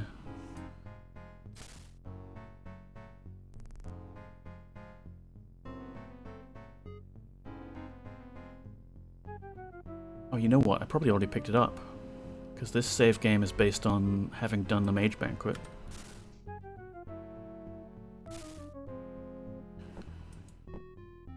Yeah, okay, so we could transcribe full heal, but we don't have Ring of Reagents. Blah. Potions? Could steal some potions from Pothos.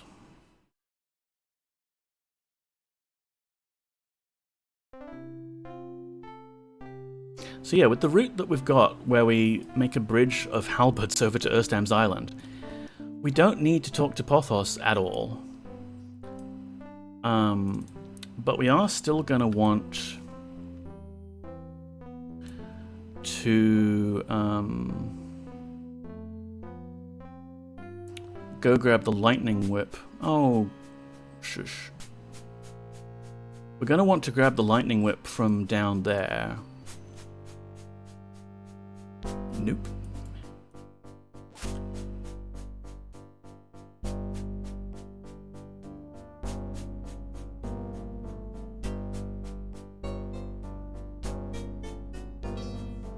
Alright, here we go. This is better. We're going to want to grab the Lightning Whip and probably the Restoration Scroll from Mortegro and the Create Ice Scroll from Frigidazi. But otherwise, our stay in Moonshade is going to be really quick, which should be a huge time saver. Even though we have to build a bridge slowly over water, I think the time savings will be incredible. So let's stop you. Save over this again. Let's do this properly. Might be slightly off because we already triggered those snakes and things to appear, but we'll try this. This button doesn't always work. Ayo! Start the timer, please. Thank you. Don't know why that's failing. Probably not a good thing if your splits button isn't working. Doing some speedruns. So we push that button, we go through here, snakes, we get teleported, there's a mummy. We run up here, open these doors. And we need to kill a mummy that's in this crypt over here. That's the version button. Combat, there we go. To get a scroll from it. Oh, for heaven's sake.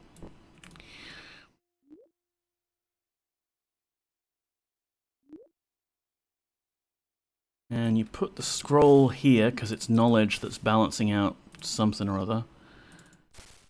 That's not the scroll. Dupre has the scroll. Teleports you here. You're supposed to read this book. It teleports you again. You push this button to dispel the thing there. It won't fit.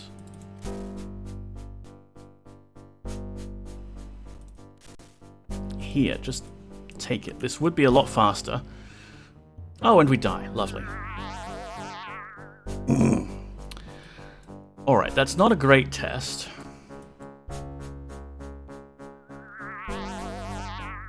But it'll give us a ballpark number. Because then we run down this corridor and get teleported here. We're done. 158. So about 2 minutes to do that Isle of Crypts that way. Alternatively, what if we could just bypass the teleport trap? Okay, I've got my gold coins. And this would also mean you didn't have to get the Balanced Serpent, but eventually you want to get the Balanced Serpent anyway, and it doesn't matter when you do the Isle of Crypts, so you may as well do it at the same place in the route that I do currently. But here's what I do. Start the timer. You get up to these rocks.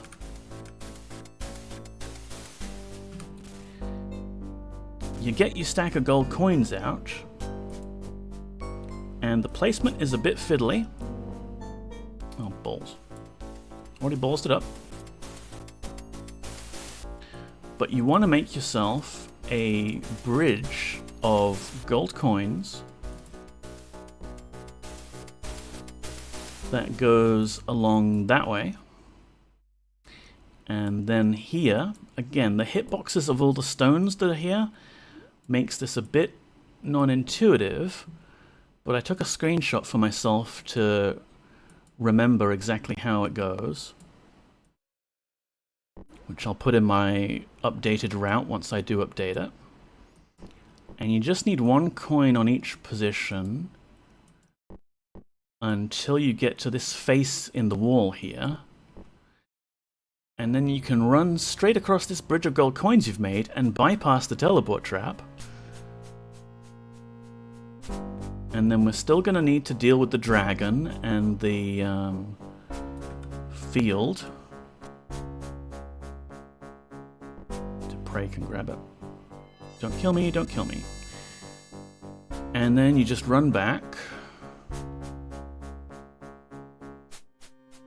And it doesn't matter if you hit the teleport trap this time. 137. So, if we're being generous, that's 20 seconds time save. Plus we didn't have to face the snakes or the spiders. Just a brief encounter with a skeletal dragon. It's not a huge time save, but it's pretty decent. And once you know what pattern to look for of the stones there, you walk on top of these debris. The hitbox extends to that square there, so it's fine. Same with this rock, it's actually a lot bigger than it looks. You just have to line yourself up with that pattern and build yourself a little bridge. Sorted. Like you can see, if I step off of these rocks too early, the teleport still hits.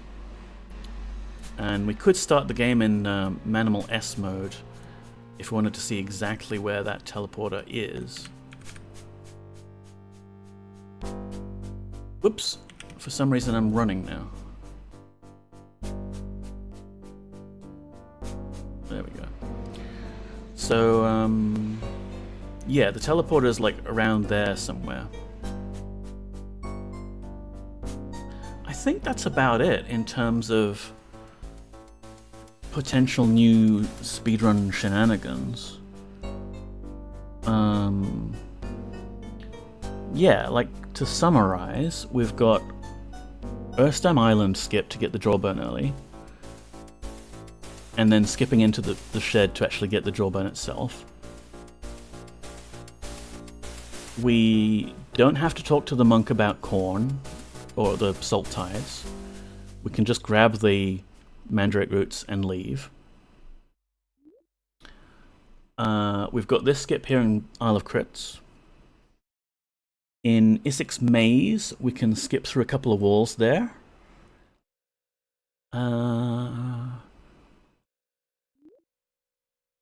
And it's not really related to speed, but it is a bit safer. We can use our trusty Iron Maiden to block some of those fireballs when we're on the way to get the Ring of Reagents. That's also useful to have, because those fireballs are very bad. Very difficult to dodge. I think that's it. The endgame will be basically the same. Although, come with me, Dupre. Let's go. I made these teleport things for me ages ago. TP gate.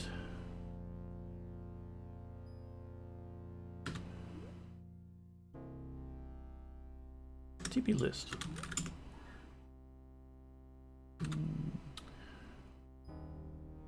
Gates, okay.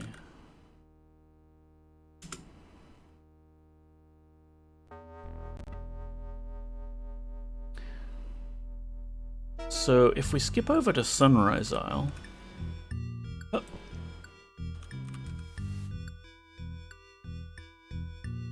One thing I was doing before was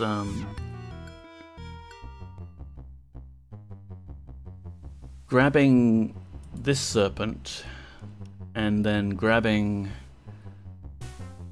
this serpent in order to put them on here, which summons the items and also unlocks these doors.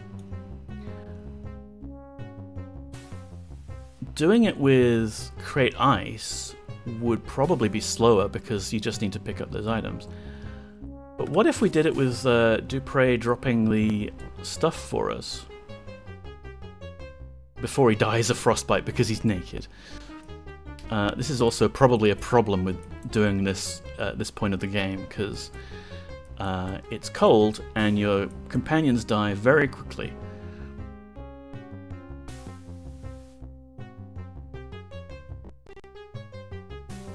Okay, I wasn't able to skip through the wall there.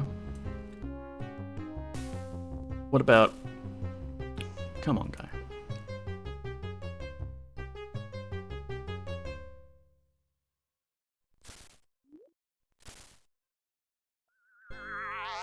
Hey. Yeah, could you resin, please? Thanks, bye. He immediately starts freezing to death again. You see, like, the way we do this dumping items trick, when we did it for Sunrise Isle in the speedrun, it was just 2 final dumps of items, like halberd and equipment and everything. That's fine. They die shortly thereafter, but they've served their purpose.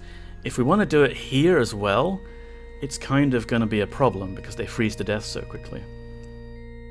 Bag of potatoes. Hello, hello. I trust that TP command only works for you. It does indeed, bag of potatoes. It would be rather inconvenient if anyone from chat could use that. But you're welcome to try, yes. Alright, Dupre, quickly before you die, dump an Iron Maiden at my feet, please. Let's try and find a space here that we could use it to walk through the wall. Oh lord, where is it? Right there. Nope, didn't work there either. What about here?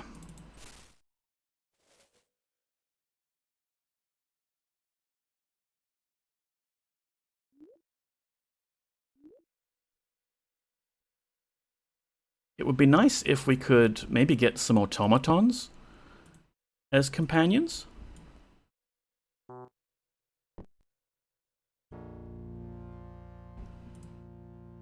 Because an automaton is not going to be bothered by that whole freezing to death thing.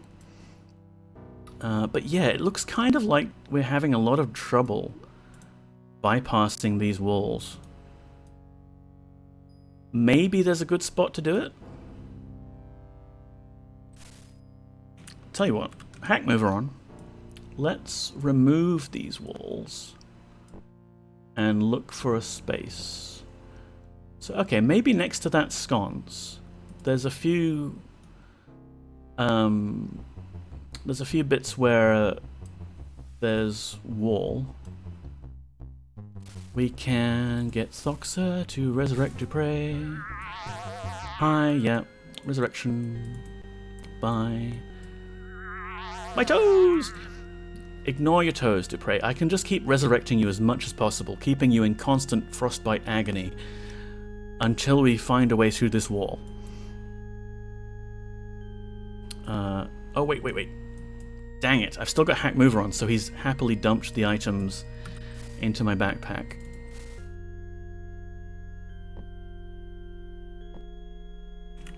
Turn hack mover off. I'm getting hungry. I need to eat. He's not in the party, is he? Join. In theory, we could give him, like, those warmth potions and keep him alive that way. But I don't think they last very long. Certainly not when you're completely naked. Like, the game calculates how much warm items you're wearing, and it uses that to determine how quickly you're getting cold. So I'm only slightly cold, but Dupre here is dark blue. Yo, drop a big Iron Maiden at my feet, please?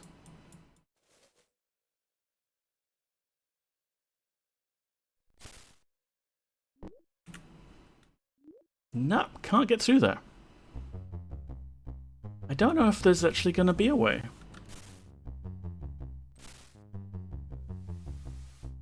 I'll try one more time.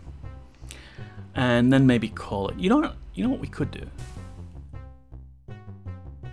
In theory, because the Iron Maiden is a 3x3 item, and it drops at our feet at the bottom right corner, and this pillar is a 2x2 item, in theory we could walk through the entire pillar.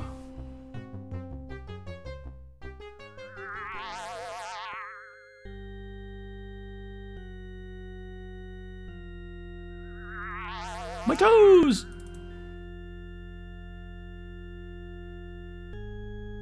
Like, I haven't quite figured out what the rules are regarding this Iron Maiden dumping skip versus create ice, which seemed a lot more straightforward.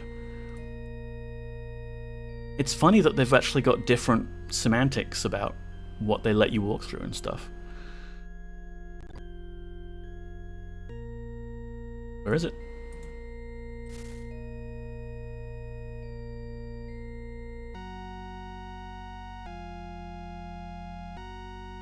Pillar, yep. There, Iron Maiden. Go to pray.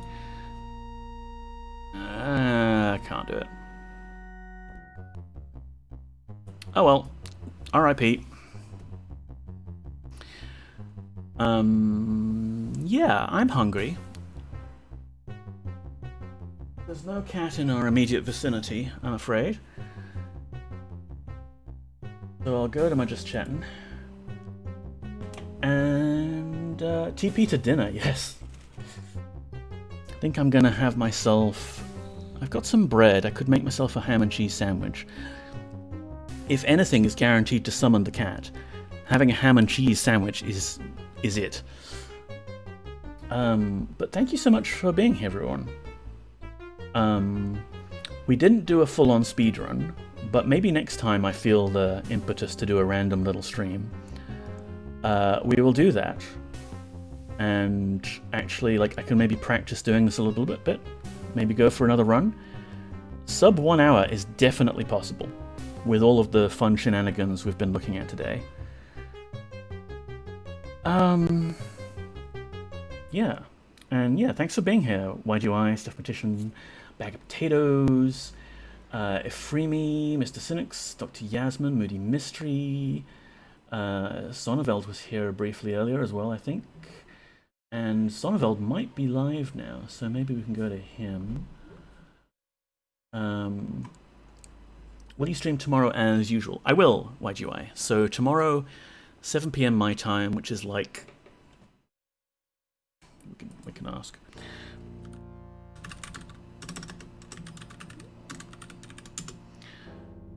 So yeah, 8 AM UTC, we'll do the regular scheduled Ultima 9 stream. We are still stuck in Dungeon Covetous. We were going mental with the number of bugs that we were hitting, usually regarding skeletons, but we should be able to get out of that dungeon, I think.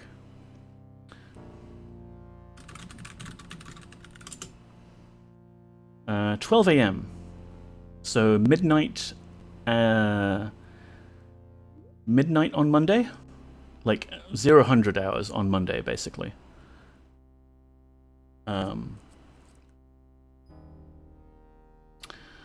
It's always tricky when it's like on the border between days, but like if you imagine 1 minute past midnight on Monday, that's when it would be. Let me have a look at who is doing the streaming.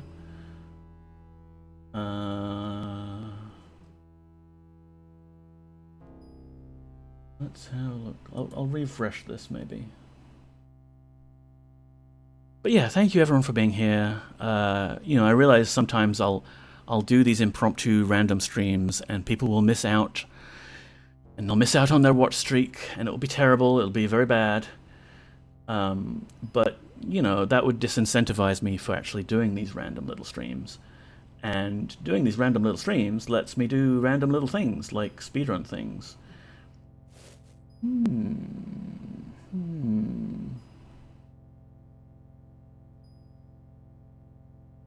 Okay.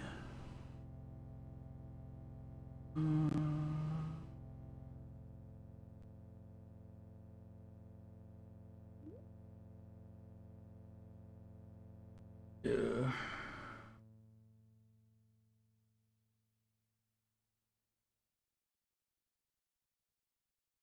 Why don't we go say hi to Stalling for Time, Nico? Ugh, I've got ads. But why don't we say hi to Atari Beer Prong? Might have cancelled or just late? Maybe, I don't know. He cancelled yesterday because why not? But this is fine. Sometimes Sonneveld streams when he wants to stream. And we can go raid Atari Beer Pong.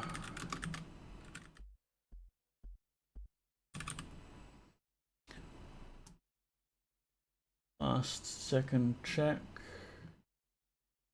Atari Beer Pong is another cool retro streamer who you might have heard of, and if you haven't, why not go along and say hi? He is currently playing a Bubsy game